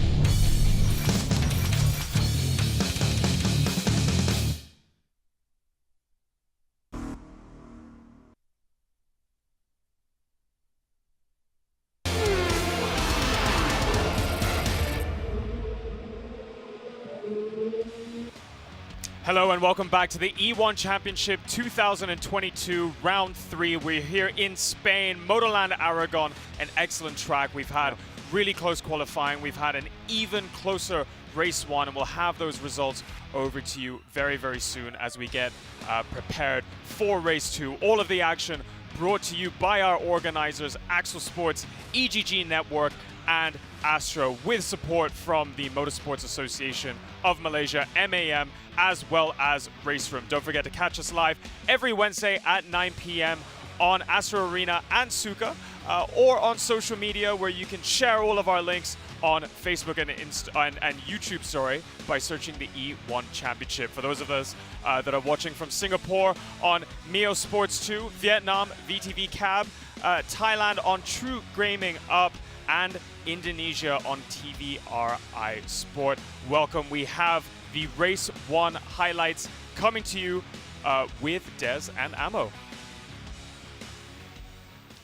Kalen Chin on pole in the red car on the left, but he was immediately under pressure from both Mohammed Ibrahim and also Mohammed Tasbi. Tasbi for Team Flash, P2 at the moment, got himself into the lead. Kalen Chin bounced his way out, but Mohammed Tasbi from that early start, Amo Hazik, was in fabulous form. Absolutely. You know, you kind of felt that he was very hungry to get up to the front and just hold on to that. And we heard in the interview afterwards that he just wanted to get that DRS gap, which he did. But I think he tailed off slightly towards the end because he just wanted to conserve the car, Des. And for P2, Keithley and Mohammed Ibrahim had a cracking little battle, whereas behind them there was a four-way slugfest for P4. Kalen Chin recovering. That's Bent Bianchi, who for once wasn't able to get his own way. Kalen Chin barging his way to the front, but this was a fabulous three-way into that, and of course contact was inevitable. Yeah, this is the sort of thing that I think you might really like, Des. Love it. And, well, Inigo was the biggest loser out of that one. Then towards the end, we saw that Keithley was actually gaining the back of Tasbi, but he didn't get DRS that time around to pose any threat towards the Singaporean and prevent him from getting his first ever win in E1 Championship. It was very serene for Mohammed Tasbi to take the victory. More than a second clear of Jack Keithley with Mohammed Ibrahim in 3. Kalen Chin did indeed barnstorm his way into P4. Russell Reyes, another good performance from the JMX Phantom racer for P5. Stefanco, the defending champion, they're useful points ahead of Banky in P6. Inigo Anton on debut for Flash in P8. Jim Vilton, and Nakib Aslan, a frustrating P10 for Nakib. Yeah, not a good return for him after what was an amazing race 1 in Aston last time round, which in the overall results for this round, no Drivers' Championship just yet, Tasbi then in front of Keithley by 6 points by virtue of the win, with Ibrahim getting the fastest lap, tying with Keithley. Then Kalen, after a wild race one, somehow manages to be in 4th, in front of Reyes in 5th. So Mohamed Thasbi in P1, he didn't quite secure the fastest lap, but P1 is what matters, Alex. And I think he deserves a bit more of a focus. Talk us through the progression he's had in his e-racing career. Well, because, you know, he's, I mean, he's the younger brother of Elif, of course, our Season 1 champion, but I've really enjoyed watching Thasbi for the last year. He's a young man. Had an internship at just finished college, had an internship last year, but you could see he was able to put more practice into his sim racing, and you can see his level getting better. Speed suddenly starting to come last year, racecraft not quite there, but as we saw in race 1, and also actually earlier this year we saw a couple ACC races I've seen him in, where the racecraft was getting better and better. And now it's culminated in his first win for E1, so extremely pleased for the young man. Well, there's no better way to practice your racecraft than carving your way through the field. Of course, race 2 is a reverse grid. It's a longer race, so Thasbi will be starting in P10, if I'm not mistaken. So we'll see how he makes his way through. But the important thing for him to be considering now, as they're getting ready on the grid, is what tire strategy they're going to do, because they have to pit. Yeah, tire wear is ×4, so tire wear is going to be very high. Fuels ×3. They can't do 2 pit stops. That just loses them too much time. I can't see anyone committing to that. So I think everyone's just going to do the hard tires, be really conservative, and just try and do 1 pit stop. So he knows he can win, but he also knows that Williams eSport driver Keithley was pulling 3/10 a lap towards the end of that last race. I mean, when you're a racing driver in that position, what do you do with this limited time? Like, how do you find that pace? Well, I think Thasbi has got the pace. You know, you're saying he's been quite strategic with the battery power, but you know, you must not forget Keithley's, I think, 4th in the championship, so he is running a little bit of success balance. So Thasbi knows that he has to find a little bit more pace still. He didn't quite get pole position. But you know, it's about surviving that first lap again. The reverse grid, you know, it's great for us. We love to watch it. It's super exciting, but it sometimes results in drivers losing their noses and wings and having a bad race. But it's the same for everyone, so drivers have to try and find their way through that, and there are a lot of drivers out there that have to be careful. They should take a leaf out of Stefanco's book. Martin's quite clever sometimes. He really, you know, he didn't have a good first lap just now, but you could see a couple of cars dive bombing into the chicane. Gave him space, just thought, right, I'm going to get out of the way. Meant he was way down the order, but at least he survived. And I think that's what the way some of these drivers have to be. If you think about the championship, you just have to try and survive the first couple of laps and then try and use that pace. And now I say it, maybe it makes sense for someone to try and do a punt and try and do a 2 pit stop race. Because you can use the soft tires, you can get out of DRS, you can be in clean air. The problem about being conservative with hard tires is you're going to be in the pack and it's going to be like this all the time. You can easily lose your wing because it's very close. So maybe a counter strategy might work. Let's see if anyone tries it though. Well, we will wait and see. We're minutes away from race 2 starting. We are just waiting on one more driver to join the grid. Okay, and I have confirmation we will be getting ready for race 2, so I'm going to hand it over to Des and Ammo as our drivers get ready for the reverse grid. Yeah, we're just in practice at the moment. Ammo, did you hear Alex Young correctly there? He did not go for conservatism. First time. We've been working on this for 3 years. First time he's not been conservative. Yeah, we will definitely be interested to see if there's actually a 2 pit stop strategy into this race. But actually, I'm going to go for the conservative option. Definitely, come on. It's definitely going to be a 1 stop, despite the 4x4 tire wear. Unless we're proven wrong, of course, because these cars are completely different from the FRX 17. But regardless, it is an interesting race in prospect. Where is your joie de vivre? That's what I say. Let's get more of that contact, although the racers would hate that. But the aggression shown from Mohamed Thasbi and from Kalen Chin to a lesser degree as well, to fight back from going down to P8, actually down to P11, up to P4 at the finish, that's the kind of aggression that I'm after, no matter what you racers feel. Yeah, I think if I were Kalen, I would probably do the same thing. Okay, we are just about ready for race number 2. It is a reverse grid race. Places 1 through 10 have to reverse, but they have half an hour to claw themselves back into the correct position. We've got about 20 seconds before we get our first look on how it's going to look. For those who didn't have a good race 1, this is always an opportunity for race number 2 to actually just prove that you can pick up some useful points. Equal number of points for both of these races. Indeed, so there's a bit of jeopardy there. Okay, it is Naqib Aslan who is on pole position. Top of your screen, red lights, race number 2. Round 3 of the season, we are underway. Naqib and Jin Masvilton, steady start, but Naqib Aslan, oh, that's a dream start from the Sem 9 racer. Oh, he's got away like a beauty. Indeed, and I thought it was a bit of a slow getaway initially. I thought Masvilton had him, but Naqib had a good second phase of the start and got a whole shot into turn 1 to lead the way here currently, Des. Behind him, Inigo Anton from Team Flash. He's forced his way past Ben Spanky into P2. Is that one of the Williams? It's Stefanco. It's Martin Stefanco. My word. Big twist in the overall championship. Staying out of danger, he is unable to do that, and Stefanco is 20th out of 20 on the grid. Oh, this championship has been turned on its head right now, Des, with that particular development. Now, the other drivers might be thinking, that might be not my opportunity to get out to the back of the runaway championship leader initially. Certainly is, and it takes out an awful lot of the safety margin that Stefanco had. Remember, one of the first 6 rounds of the season must be dropped. It's normally your worst round. Stefanco only had a P7 in race number 1. Here he's down, well, he's up to P18 already. He's got ahead of both Mohammed Zikri and Young Ten,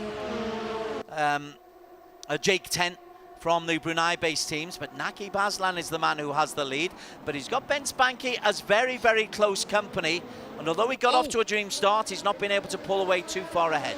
Yeah, and in fact, that was Inigo being spun around, so Inigo has actually dropped to the back of the grid, I believe, because that was a bit of a kerfuffle there due to the fact that it's such a tight chicane, and with such high torque, it's not easy to get a low wheel spin out of there, so I think he might have been either spun around or he spun out himself. Another problem for Inigo Anton. He's down in P15. This is Ben Spanky, though, the 23-year-old Mumbai Falcon. He rides out of the Czech Republic. He's right on the tail there of Naqib Aslan.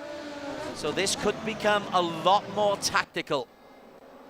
Very tactical indeed, but it looks as though Naqib might want to have to actually take his elbows out here. Banky on the inside, they're going side by side through the corkscrew, and Naqib somehow manages to hang around the outside to hold on to the lead just for the time being. I need to tell you that Russell Reyes is hanging in there as well. He's in P3, the JMX Phantom racer. He's got DRS as well. As Banky goes around the outside, more contact between him and Naqib. And all of them go off track as well, because on my timing screen is actually lighting up red right now. Everyone's going off, trying to find space to get around drivers or just trying to get a good exit, as Kalen's right up to the back of Reyes here, but he doesn't have DRS. Kalen Chin in P4 at the moment, so Kalen Chin fastest in qualification. An interesting race number 1 where he actually came 4th. He's got himself back up to P4 here, but it's Ben Spanky who has the lead as that Naqib went very, very wide. Yeah, that was Russell actually locking up. He went wide, but I think he also followed Naqib out of sympathy, so both of them actually locked up and now lost positions to Kalen. That means Ben Spanky has the race lead. Russell Reyes in P2. Kalen Chin has now got himself into P2. There's all kinds of nonsense going on between Naqib and Russell Reyes. And that was Reyes going off big time that time round. I'm not sure whether or not he actually managed to recover. Yep, he manages to somehow stay in 4th position. That was a wild moment. I thought, I could have sworn I saw he locked up again, so that's how he went off big time. Luckily, he didn't take anyone out. So this is the battle at the moment between Kalen Chin, who's in P2. He's in the red car ahead of Naqib Aslan. We're on board with Naqib. Ahead of them, you got Ben Spanky. Behind them, you have got a train of 6 or 7, including Mohammed Tasby, race 1 winner, and Josh Perwin. Indeed, let's just have a little focus at the very back of that. There is Kalen Chin is still there. There is Josh Perwin, and that is that train that we are talking about. We haven't seen the best of Josh. In fact, we've not seen much at all from Josh, but he's a very, very capable racer, is Josh. And there he is putting pressure on Tasby, Keithley, Masvilton, Ibrahim and Russell Reyes.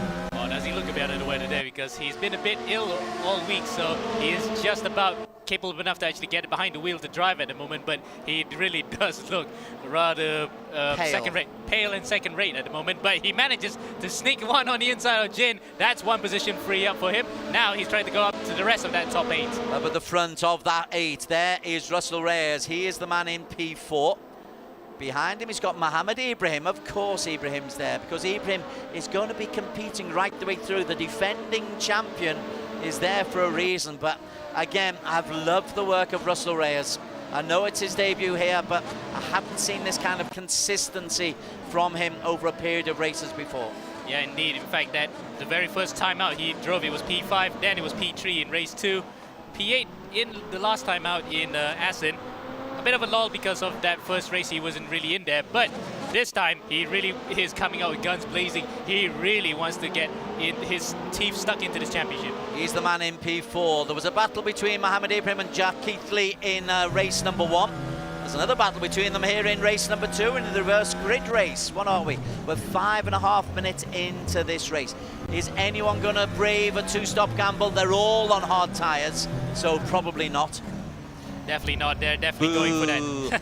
Yeah, they're going to go long into this stint and try to at least either by the halfway point or before the 20th minute mark to get onto a softer set of tyres to get to the end. But that could be a gamble. We don't know if the medium tyres can actually last. Yeah, that was going to be my question. How long do you leave and how much of a gamble do you go? Would anyone maybe try and take us the 22nd minute and go soft? Maybe, but I think, oh, there's someone going off below us there. I couldn't see who that is, but I think hards may just be the way to go for a lot of these drivers. The man who was going off was Jin Masvilton. Martin Stefanco has had a bit of a stinker so far today. There he is, Stefanco, championship leader, but he's only P10 here. Hasn't set, his top time is a 1:31.245. Effectively, he's a second off the real pace. Yeah, probably due to the fact that his tyres are a bit scuffed after being spun around at this very corner here, turn number 5. So really, there's just a job of trying to recover it. He might have actually flat spotted them for good measure as the driver in front makes a mistake. That is Presley Martono. Martono going side by side with him, but that's a foregone conclusion. He takes away P9 in a long recovery job, I would say. Yeah, Stefanco's got Martono. Mihan Neg from the Romania, from the French team, the TX3 team. Back up to the front. Let's see what's going on in that battle between Mohammed Ibrahim and Mohammed Tasby. Well, Tasby, who won race number 1, he is putting real pressure on the tail end there of Mohammed Ibrahim. I'm loving the form of Tasby. Indeed, he's really back on form here after that disastrous second round. Now he's trying to go after the back of a guy who used to drive for Team Flash, which is Mohammed Ibrahim. And how sweet will it be for Tasby to get by a former driver here and put one of him in on his way to potentially a good round. Although you've got the long straights here, it doesn't seem the easiest circuit to overtake, particularly with DRS. You've just got to time it absolutely perfectly. Absolutely, and in fact that you can use DRS anytime though, so it makes the DRS here quite OP, but it's just that this section of first 2 sectors is where it's a bit difficult to overtake. You really have to line one on the inside, for example at turn 4 and 5, which Tasby tries now. He goes on the outside, turns inside, he goes through here on the inside of Ibrahim. Can he make it stick? Shoves him out wide, but Ibrahim braves it and hangs on to P6. Of course, Ibrahim will fight back. He will fight with his elbows. He's champion for a good reason, and that's really good defensive racing from Mohammed Ibrahim. He was looking to try to get up with Jack Keithley earlier on, but now Tasby is the man who's putting pressure. Up at the front, we must mention the Bent Bianchi has established a near 3-second advantage coming towards the 20-minute mark. So that he's clear of the DRS zone, that is crucial. He does have to worry about an immediate target, but it's the pit stops that's coming up that will be actually whether or not it will be his Achilles heel. He might have the gap, but if he has a poor in lap or he timed his tire change wrong, he might actually end up behind Kalen. So Kalen then has to keep this pressure up. He has to be within at least that 4 to 5 second window to stand any chance of overhauling Banky. Yeah, there is Kalen Chin. He's the man in P2. Banky is the car just disappearing up the hill ahead of him. The differential is 3.3 seconds, 3.5 seconds as they go there. So you saw Bianchi go through. Kalen is in there. Nakib, who got off to such a solid start, he's in P3. And he'll enjoy being in P3, but he's got major company from Russell Reyes and Jack Keithley. Oh, and Keithley is looking quite on form here. He has overtaken Ibrahim, the defending champion, so he's got the bit between his teeth. Goes around the outside, turn 4 and 5. That's quite brave. We saw it just now, how Ibrahim had to tough it out against Tasbi. Now Nakib has to do the exact same thing here, Des. I'm loving the fact that the Europeans aren't getting things all their own way. I think in round 1, if the Williams had tried that move on Nakib, he might have not exactly let him go by, but wouldn't have been as stern in his resistance. But look at that, that's terrific defensive, because the pressure that Keithley is putting on the tail end of Nakib is phenomenal. Absolutely, Des, and he is holding on to it quite well. But look, Keithley finally uses his DRS, and this might just be an overtaking maneuver, or is it? Nope, he's gotten through just for now, but Nakib will fight it out here. There's a little bit of contact on the real wheel there. Good little battle as they start to come down the hill.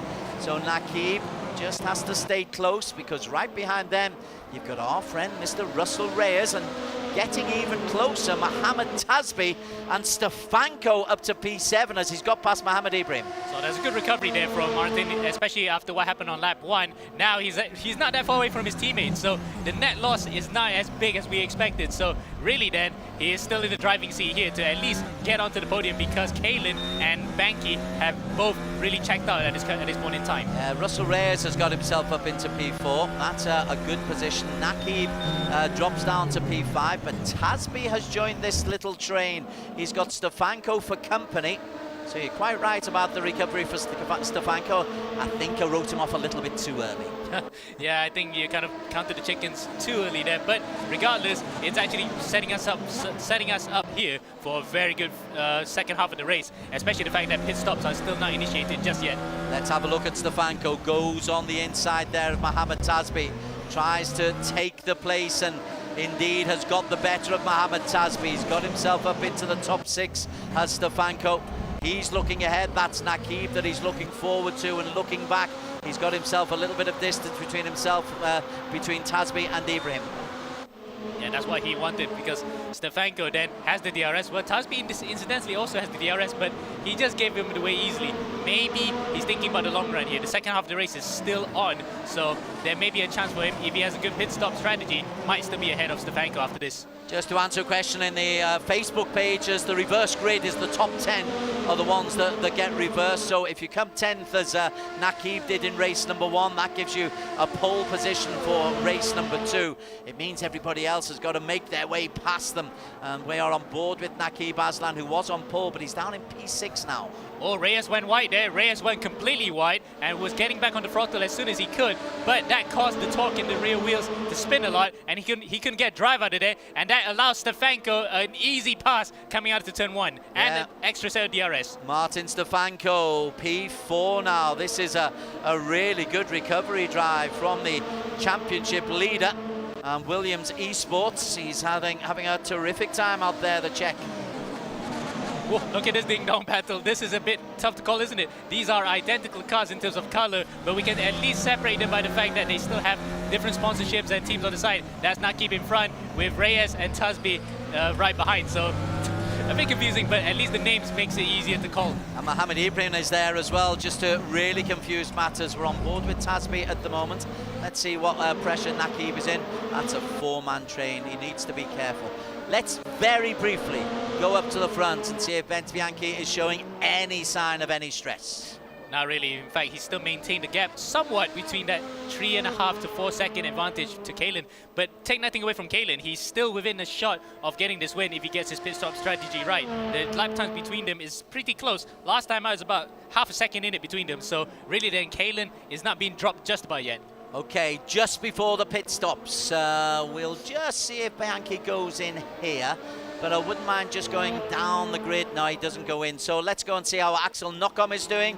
Our 10-year-old superhero is down in P13 for Team EGG at the moment.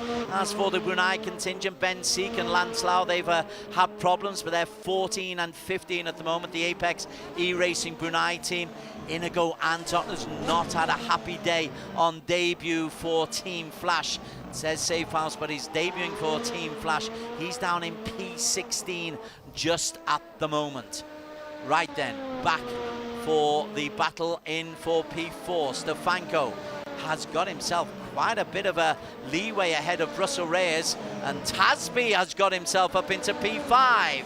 Well, now with Reyes not giving up a fight there, he's going to tough it out. Round the outside goes Tasby, gets him, but Reyes is still on the inside here. He can still dive one in, but nope, concedes it that time round. Maybe he's thinking about the pit stops. They are coming up. Josh Berwin receives a drive-through penalty. He was one of the early guys to go in for the pits. Mohammed Ibrahim, he went in for a pit stop as well. Banky has stayed out, as has Kalen Chin. That'll be interesting. Jack Keithley in P3, Stefanco in 4. Oh, they got traffic as well. That's the form of the Apex card. Jake 10 gets out of the way quite sensibly there. But yeah, the pit stops are about the halfway point, so it's close to either the 15-minute mark or the 20th minute mark. That's pretty much the optimum for a lot of these guys. Okay, Naki Baslan, he has been in and out of the pits, do I see? Yes, as has Nabil. So they've gone in relatively early. It's an advantage to stay out on the hard tyres as long as you can and maybe gamble on the medium or maybe even stupidly on soft. Yeah, soft may not be a good idea at all because the tyre wear is so high. But on the mediums, it might be a good idea to just extend it, especially if the hards have still enough grip in them that you might want to try that. Stefanco, he goes into the pits, as does Jack Keithley. Ben Spanky has stayed out there, so he's got a huge lead and he's leaving his pit stop as late as he possibly can. So it's near perfect from Ben Spanky. He was second in the championship, and again, we keep talking about Stefanco, we keep talking about Williams, we keep talking about his teammate, Mohammed Ibrahim, but Ben Bianchi, he's really gone under the radar as well, and he could well be championship leader at the end of today. Yeah, especially given the fact that he had a good, well, not to say better than the other guys, but he was in the points. He was in 7th behind Stefanco. But if he wins this one outright, it might set himself well here to at least chip away at the gap that Stefanco has built up. Would be his first win of the season as well, wouldn't it? He's yes, had a couple of podiums, a couple of P2s. 2 P2s to be exact. So he's been the bridesmaid, never the bride. So he wants to become the groom here this time. Okay, we are in Aragon in Spain, round 3 of 7 of the E1 Championship 2022, the 4th season of the E1 Championship. We're on board here with Russell Reyes from JMX Phantom. He is under pressure from Jack Keithley from Williams Esports, racing out to the United Kingdom. It truly is an international stage that the E1 Championship brings you. At Aragon, it may well be virtual, but the competition is very, very real, Amo Hazik. Absolutely, the racing is itself very real, very intense. You can see a lot of drivers grimacing and really put under the cosh here. Look, you can see there, Ibrahim wiping off the sweat off his forehead. He is really pushing as we look at Banky now into the pits. Where's he kind of going to come out in relation to the rest of the drivers who have pitted? Well, Kalen Chin has stayed out on the circuit, I think. We're on board with Mohammed Ibrahim just there. And Kalen has pitted as well. Actually, Kalen now has a drive-through penalty. Oh, that hurts. Oh, that hurts. Oh, that was disastrous for him. He was also in the pit lane at the same time with Banky, and that, look at that, the gap's only a second. He had it there. He could have actually taken the lead of the race if he didn't have that drive-through penalty. Confirmation there from the stewards in the game. The drive-through is going to be so painful for Kalen. He's going to tumble through the order after this, Des. Bottom left of your screen is Kalen Chin. He knows the news. He knows the... How can you make such a mistake?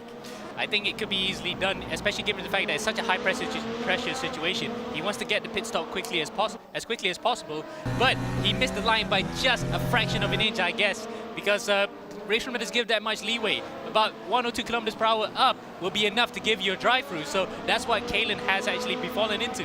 It's been a wild, wild day for young Kalen Chin, 15 and learning with every single race, but it makes the opportunity for Ben Spanky to pick up his first victory of the season almost, even with 11.5 minutes to race, almost a foregone conclusion. almost, but he still has to deal with other drivers behind, including the likes of Nakib, Aslan, and Russell Reyes, who might be closing up. But in this case, his team might have been telling him to just back it off, let Kalen through, right about as I was saying it, or are they? They're going to go side by side here, but Kalen goes through into the lead for the time being, at least until he does his drive-through. Yeah, there he goes with the drive-through. Banky, oh, he's not impressed. Benz is not impressed with Kalen Chin just there. Oh, in fact, it's even worse for Kalen. He's done an Austin Powers. He's actually stuck it right there in the pit lane. No, that is so disastrous for the young Aussie Singaporean. You can feel that frustration, and there you go. The picture says 1,000 words at this time, Des. Oh, ouch. Oh, ouch. That was not much fun for Kalen Chin. I just need to bring a bit of attention to Presley Martono, the only guy out there on medium compound tyres. At the moment in P9, has he got a chance to elevate himself up?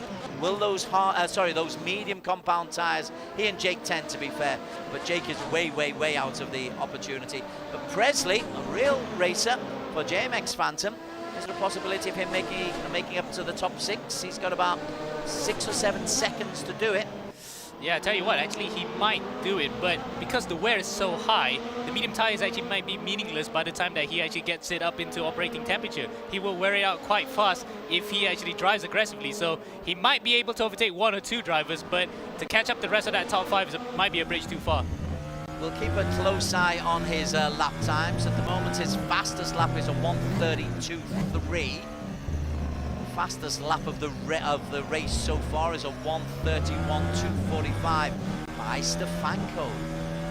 So Stefanco and Keithley in the latter stages of this race, maybe they will come into play an awful lot more. There is Stefanco, the Slovak, in championship lead. Oh, they're through to the pits a second time, so Stefanco's in as well.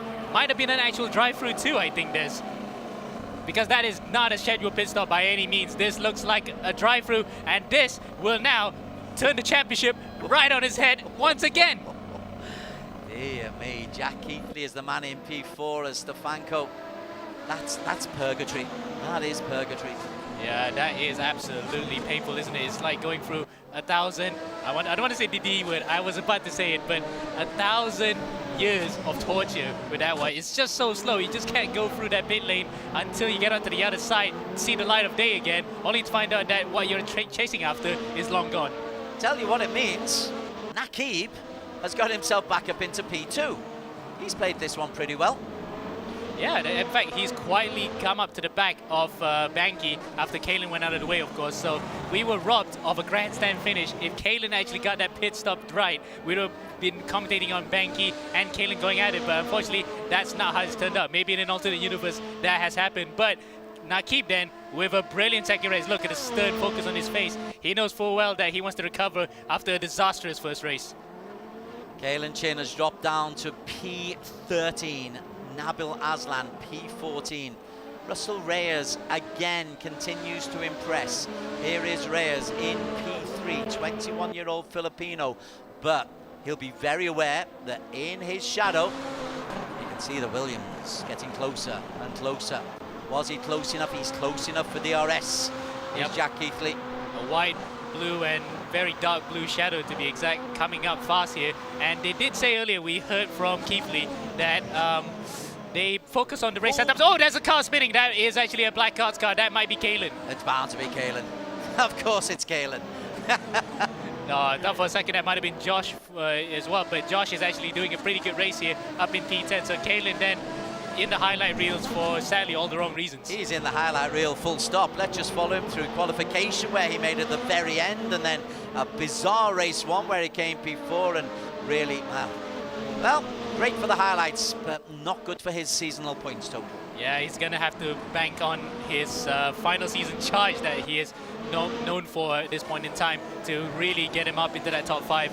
As further up in front, then we might have a battle on our hands between Nakib Aslan and Russell Reyes. That will be a tasty confrontation, especially given the fact that these two can be quite hard defenders. Okay, there is the gap as they come down the hill. Not close enough for DRS, I don't think, Reyes. But Reyes has got to be, I think, not looking forward, more concerned about that close shadow right behind him. That is Jack Keithley, who's looking for back-to-back podiums today, and maybe he can go to the top of the overall championship standings. Indeed, It's going to be tight. Yep, but Stefanco, despite the drive-through penalty, is still in the top 8 as Keithley gets it wrong there through the first turn. He went onto the curb, locked up, but luckily no one behind him is close by to take advantage of that. So he stays in 4th, but he loses a bit of time to Reyes. Stefanco is indeed, as you say, he is in the top 8. Ben Spanky, occasionally we've got to go to our leader. 3.5 seconds clear, Banky. I don't know if I could trust that gap, because sometimes it goes up a lot and then it drops quite a lot as well. So it might just be within that 3-second gap or 3 to 4 second window at least. So we can't really say for sure if Nakib's actually chasing, unless of course physically we can see the car is actually right behind him. But for the time being at least, Banky is in full control. Well, this might be an opportunity as Banky looks back up the hill. We wait to see if there's any car coming down the hill behind him, as the race room sign is there. It's as close as we've got. It's about 4 seconds for Nakib Aslam. And indeed, in terms of the story of the lap times, last time it was about a 10th minute between them, with Banky having just the upper hand that time. So they're quite evenly matched in lap times, but they probably have to look out for other drivers behind, especially the likes of Reyes, who's looking pretty ominous right now. This might be not just a 2-way, but also a 3-way battle with Keithley involved in it. 4P2 that is, because Ben Spanky is right. Let's have a look at the battle for P6. Mihai Neg has got himself potentially some decent points here. P6 for Mihai Neg. Virtual drivers by TX3. We've not really been able to give Neg much time in front of the camera. He's got DRS, but Jinmas Vilton is right behind him. Yep, and the fact that this would be equally his best finish as... Oh, what happened there? Just went wide. Oh, I think because he actually cut the corner there, so he had to give the time back, so he didn't want to get a drive-through penalty or anything. So that was the reason why he had to give the position back to Maz Vilton, because he just went off track and had a time penalty to get rid of. Further down, Stefanco under pressure from Ibrahim. This is for the lower reaches. This is for P8. Mohamed Ibrahim is the man who is closing in on Martin Stefanco. Well, this will be a real ding-dong battle here as well, because we can safely say from the get-go, these two are the guys who are fighting for the championship, as Ibrahim there tries to get onto the back of Stefanco. Stefanco goes completely wide as, who's that? Going very slowly. Jinmas Vilton. Oh, it's Maz Vilton has actually spun it, so okay, that actually makes it even better for Stefanco to claw back some points. Certainly does. Ibrahim into the top 8. Stefanco is P7. We've got 3.5 minutes to go. It's been a consummately fine drive by Ben Spanky as he goes through. 3:12 on the clock. There could well be 3 laps. He may just have timed this wrong. Well, I think in terms of fuel, it might be no problem anyway, because they can put it up to the top. Because I've been told by several drivers that you do not want to refuel in this race, even though in real F1 you don't refuel. In the game you can refuel, but they do it separately. You put the tires and the fuel, you lose too much time. So they're on a full tank of fuel anyway, so he doesn't have to worry about that. He has to worry whether or not he could actually make it home on these set of tires. There's P1. Nakib Aslam is the man coming round in P2. 3-4 seconds adrift of him. Russell Reyes can't get close to Nakib. They're all lapping around about the 131 3s, 131 4s, 131 5s. So it's all much of a muchness. But Jack Keithley, I tell you what, Keithley is getting just closer and closer to Russell Reyes. And the fact there's definitely 1, maybe 2 laps, he might have enough time, Keithley. He is actually certainly faster than Reyes at this point in time, because last time out it was about 400s in it. So it's a slight gap, but it's the advantage that he really wants, because he knows full well that he still has the tire life in him to actually attack. And remember, he did get it completely wrong at one point at turn 1, where he ran wide chasing after Reyes. He doesn't want to do it a second time here with the podium so close in his reach. A little bit of wheel wobble for Russell Reyes in P3. Jack Keithley is the man who's chasing him up the hill. Behind him, Mohamed Tasby.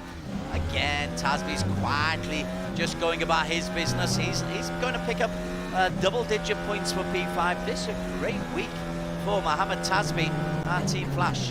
Yeah, absolutely, especially given the fact that they haven't had it all their way in the first few rounds. They've pretty much I think we can safely say they're pretty much the 5th best team after the first 2 rounds. But this one, they came out and came back with guns blazing. Yes, Tasby has won the first race as Kalen gets out of the way there. Inigo probably will be seeing better days, but make no mistake, with this driver lineup, this might be a possibility that at least Team Flash will mount a challenge in the second half of the season. Yeah, Inigo Anton's had a difficult time. In fact, it's been tough for most of the Filipinos, apart from Russell Reyes. Inigo down in P11. I believe Axel Nokam, his game crashed, so he is out of the race completely. Russell Reyes for the Philippines. He's best of them, but Keithley really has got close. So close, in fact, I think he's within DRS range this time by, as we are now watching the race leader Benz Banky go through Nabil Aslan. So Nabil has had a shock overrun as well, so he would like to put his into the bin. Maybe there's enough time for 1 more lap, or he could just slow it a bit to He end this has race. got enough time to slow it down, hasn't he? He's got 4 seconds, but that could be risky. 15 seconds, this is going to be relatively tight, you know. He'll come round. No, there's going to be 1 more lap. He doesn't want to do recently what happened in the GT World Challenge Asia race, where the Ferrari that was leading the race thought that he had enough time to close the gap to the start-finish line, just start slowing a bit. But in the end, the cars behind overtook him, so he doesn't want to do that. Banky is not risking it. He's just going for it in his final lap. So this is bad news for Russell Reyes, because suddenly Jack Keithley has an extra lap. This is the battle for P3. Keithley in 4 in the Williams, closing in on the tail of Russell Reyes. So the Filipino, who's bottom left of your screen, he's got to just defend, because there is a DRS advantage for Jack Keithley. Yep, and he has 3 of those to use. So if he hasn't used up any one of them in this first sector, he can use it in that final sector, the oh-so-crucial final sector. We'll see the wing pop up anytime soon now for him to get up to the back. Let's see that. Reyes over the brow through Marc Marquez corner. He's not used it.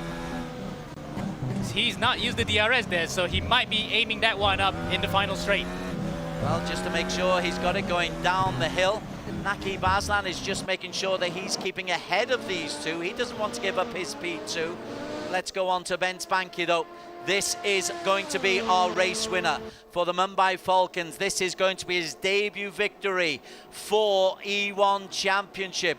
We'll stick with Bench just for now, then we'll return to that battle for P3.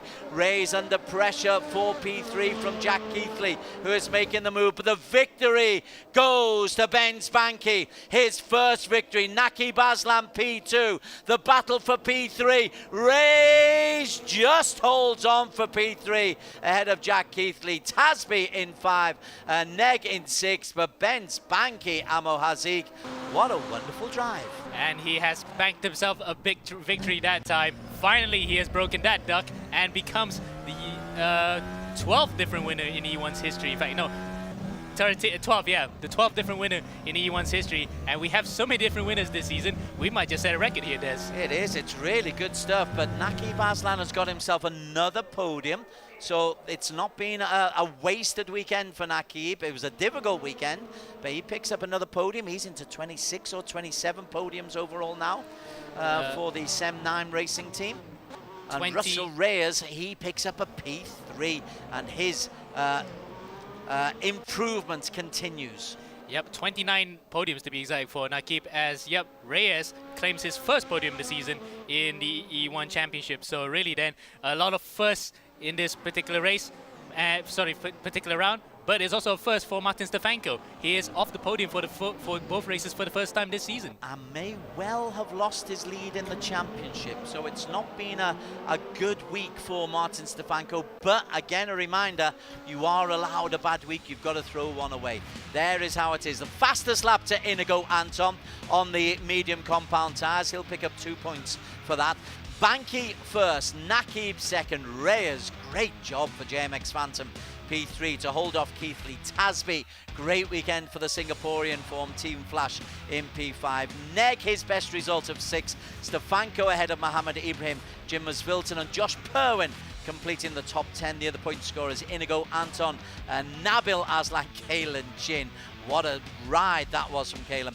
Ben C, good job from Ben, and Lance Lau, meaning that the Brunei team are in the points. Great race.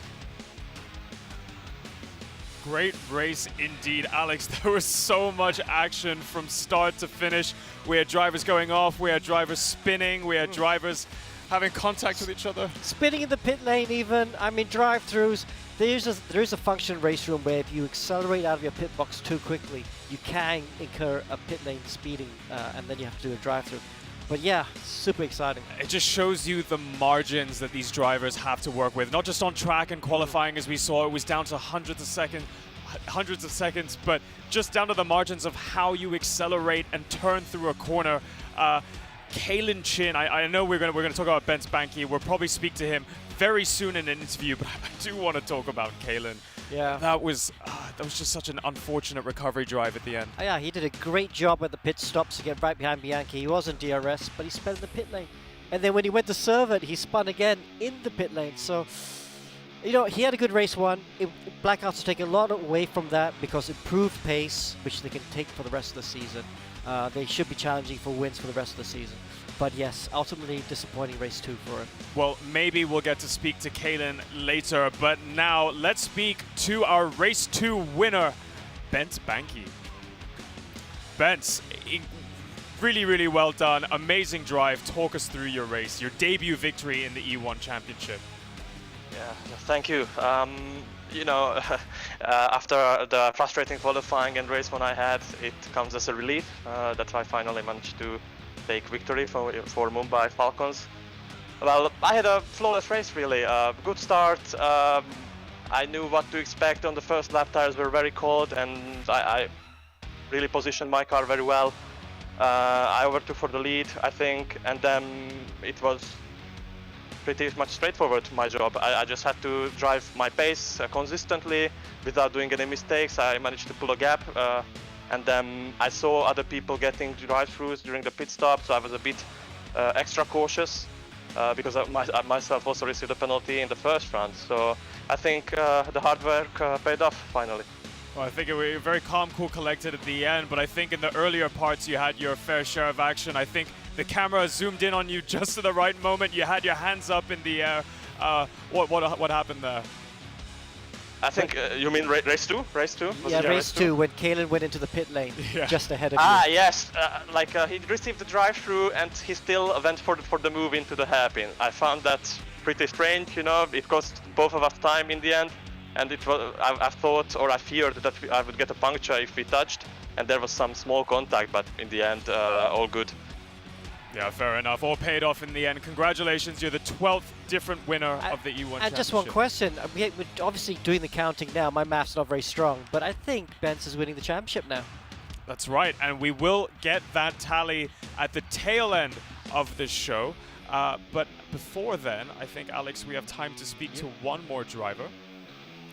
Let's speak to P2, Nakib Aslan. Hello. So, you must be pleased with that. It looked like you were struggling in the first stint, but to come through for second position? Yeah, that? I am out of breath. That was a really intense race. I think we saw in quali that the pace wasn't there. So, race 1 was a struggle. I think we got a good start, and you know, it just got away from us at the curb. Just, you know, certain technical issues. But race 2, yeah, that first stint was kind of difficult. I don't know why. I'm probably just not used to the hards. I really didn't do many laps heading into this one, so just trying to be playing catch up really. And yeah, I think I opted to go for the undercut. Played off well because I jumped them quite significantly actually, and just drove the wheels off the car in that last stint because I was expecting to get swallowed up because everyone else behind me was looking really quick. Russell and Jack was catching up quite quickly, but yeah, really glad that we got to, you know, seal it off in the second place. Wow, congratulations. He's got some good points in that second race. You could see that pace was much stronger in that second race. Thank you for that, and well done. Thank you. All right, we have time for one more interview. Let's talk to our P3 result, Russell Reyes. Yeah, it'd be great to talk to Russell, because Russell was so entertaining, wasn't he? He was up and down, and you can see he's a very attacking driver. Some of his moves, dive bombing quite a few people, very aggressive, maybe too aggressive. Russell, what did you think about your race just now? It was hella fun. Yeah. I wasn't expecting to get this podium, so I'm very happy. I didn't practice much, but yeah. Yeah, well, it's just your second podium of the season. Yes. Just before the first pit stops, though, you were really struggling. Was tire wear an issue? Yeah, the car was, well, I think we had aero stall because the car was bottoming out when the tires were worn down, so I had a hard time turning. With maybe the car lowered too much and it was hitting the ground. Yeah. Because you do have that in race room when you wear out the tires, the ride height goes down. So the porpoising must have been very bad. Yes. Okay, well, congratulations. Second podium of the season. Well done. Thank you. Thank you. I think I'm going to have to start calling him the fast Filipino instead this season. Keep it up. Good stuff. We've just wrapped race 2. We've got plenty more insights and the official results coming your way right after this break.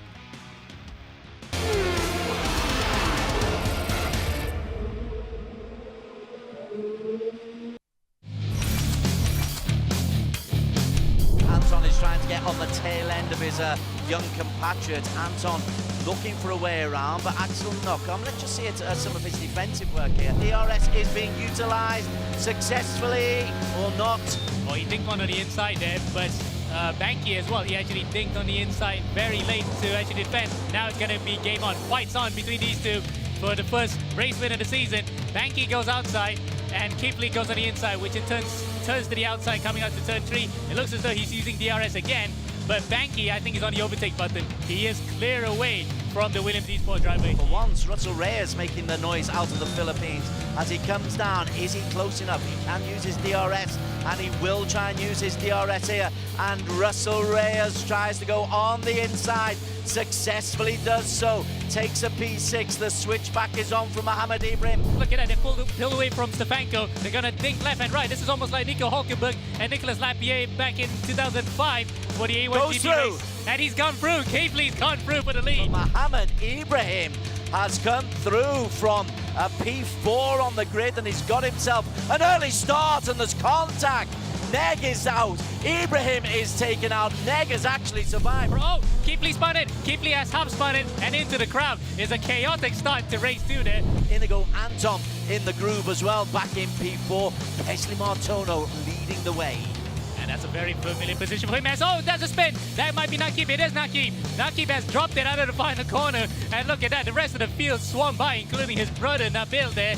What an absolutely shocking start. Look at that. That's brilliant racecraft from Ibrahim to actually hold on from the outside, trying to defend from Stefanco. Now, he's going to be a bit of a sitting duck because Stefanco and his teammate right behind him, Banky, also have DRS. He has to keep up this for now. They've come out behind Presley Martono, but within 2 seconds, and he's on cold tyres, Martono, at the moment, so he could come under immediate pressure if Banky can. Well, it just depends how quickly those tyres can warm up. Oh, Ibrahim spins. He's on double medium, so that actually helps out for his cause towards the end of the race, unless, of course, he does a lot of that. That was a lockup. Oh, he spins! He's actually spun at turn 9. Now that will put everyone else back into play, including the likes of Nabil Aslan, who takes the lead. He's got the remaining DRS that he can use here to attack, while Nabil then, look, he's actually still ahead. The DRS has not been an advantage to Stefanco because he's using the battery power, any battery power he has left in his bank. Oh, he spins! He's been taken out by Stefanco, and the hit has actually compounded that. So that will be a controversial finish here.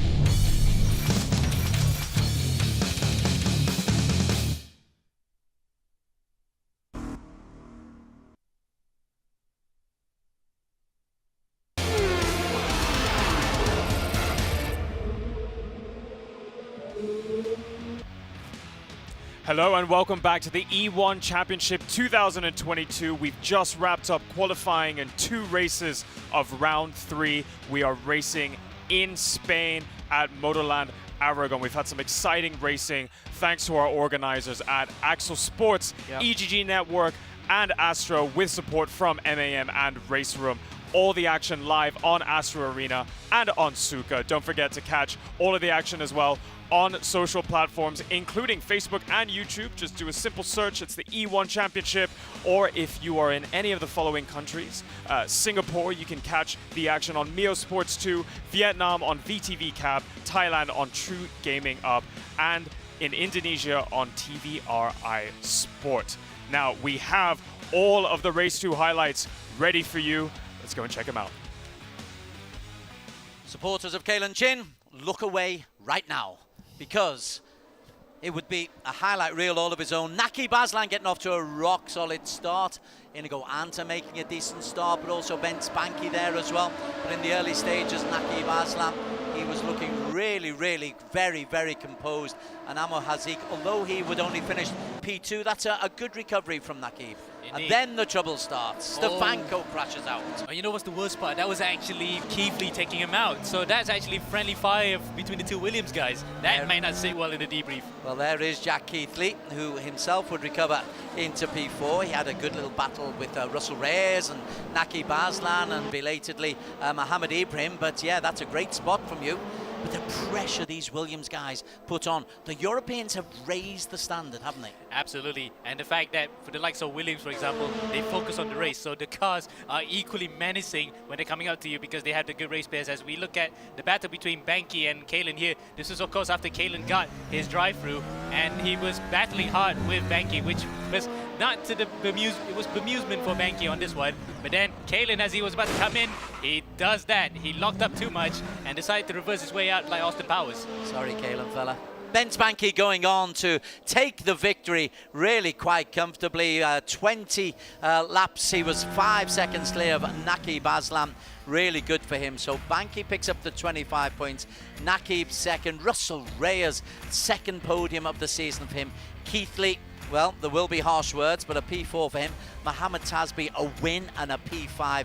What a great weekend. TX3's Mihai Neg, his best result of the season ahead of Stefanco, Mohamed Ibrahim, Jin Masvilton and Anton, 14 Flash, finishing in P10. And with the overall results then, this is what it looks like. And Tasby, despite a rather tepid second race, he was actually the top scorer in this round with 39 points in front of Jack Keithley, who might be having a bit of words with Stefanco after this. Third with Banky, 34 again. So this is the best part about this. He scored 32 points in the first race, 33 in the second, and 34 in the third. So it's just consequential the way that he actually goes up through his business. Fourth is Ibrahim, a really solid round for him in his championship hunt. And fifth is Russell Reyes. You know, Alex, I don't want to jinx it, but we're pretty much halfway through the season now, and I think this is the most exciting season of E1 that I've seen so far.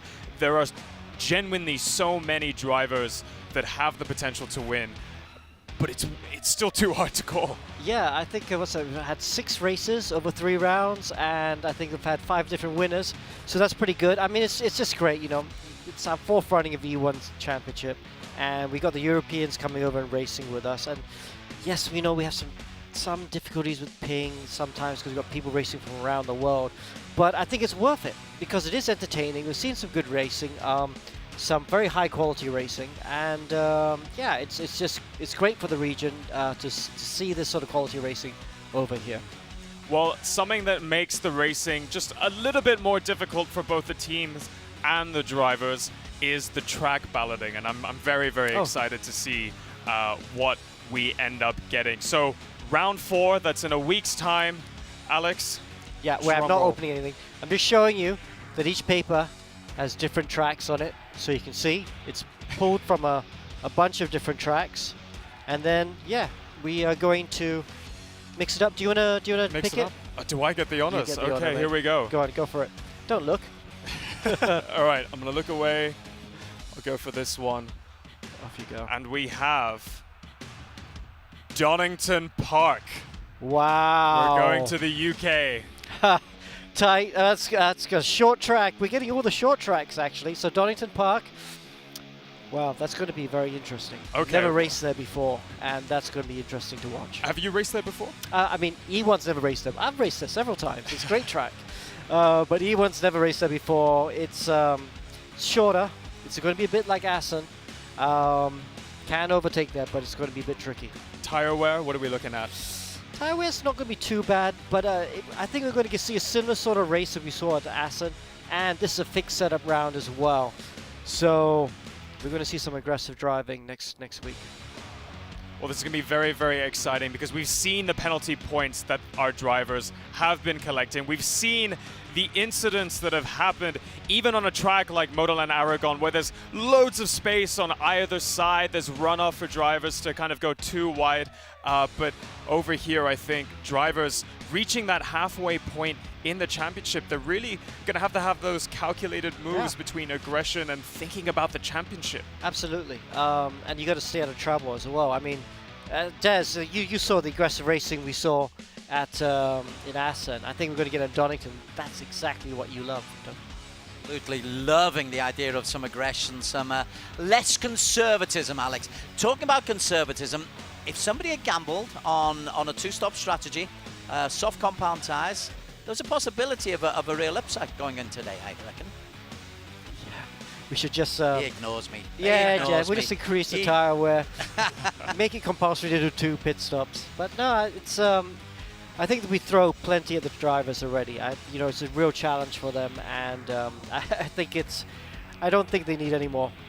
So we know drivers like Kalen Chin have been with E1 for a couple seasons now, and we've seen them grow as drivers. Even with the progression that Kalen has had, how is he going to bounce back from this round in particular? Because we saw how upset he was after that performance. I think, well, it depends how he frames it, obviously. If he just focuses on the mistake and the loss of points in race 2, that's not going to be very good for him, obviously. But, he's a bit of, even though he's so young, what is he, 15? He's an experienced campaigner. He's been winning races in many sim races around the world. I think he'll take the positives. I think he possibly had the fastest car today. So the hard work they've been doing on setup is paying off. They need to keep pushing for that. They'll actually be unhappy that the next round is going to be a fixed setup round, because I think they've done a really good job with the setup of that car today. And Kalen should take all the positives from that and come back stronger next week and try and win his first race of the season. All right, well, the championship standings so far are now ready. I'm going to hand it over to Des and Amo to walk you through. Really tight. It's joint up at the top. 99 points apiece for Ben Spanky from Mumbai Falcons and Martin Stefanco from Williams Esports. And Jack Keithley's there with 83, but just 2 points ahead of Mohammed Ibrahim. So you can see Williams and Mumbai Falcons dominating things. Nakib, 68 points. Russell Reyes' reward for a really good season, 63 points. Kalen Chin. All the entertainment, Kalen, but it's still 56 points, which is good.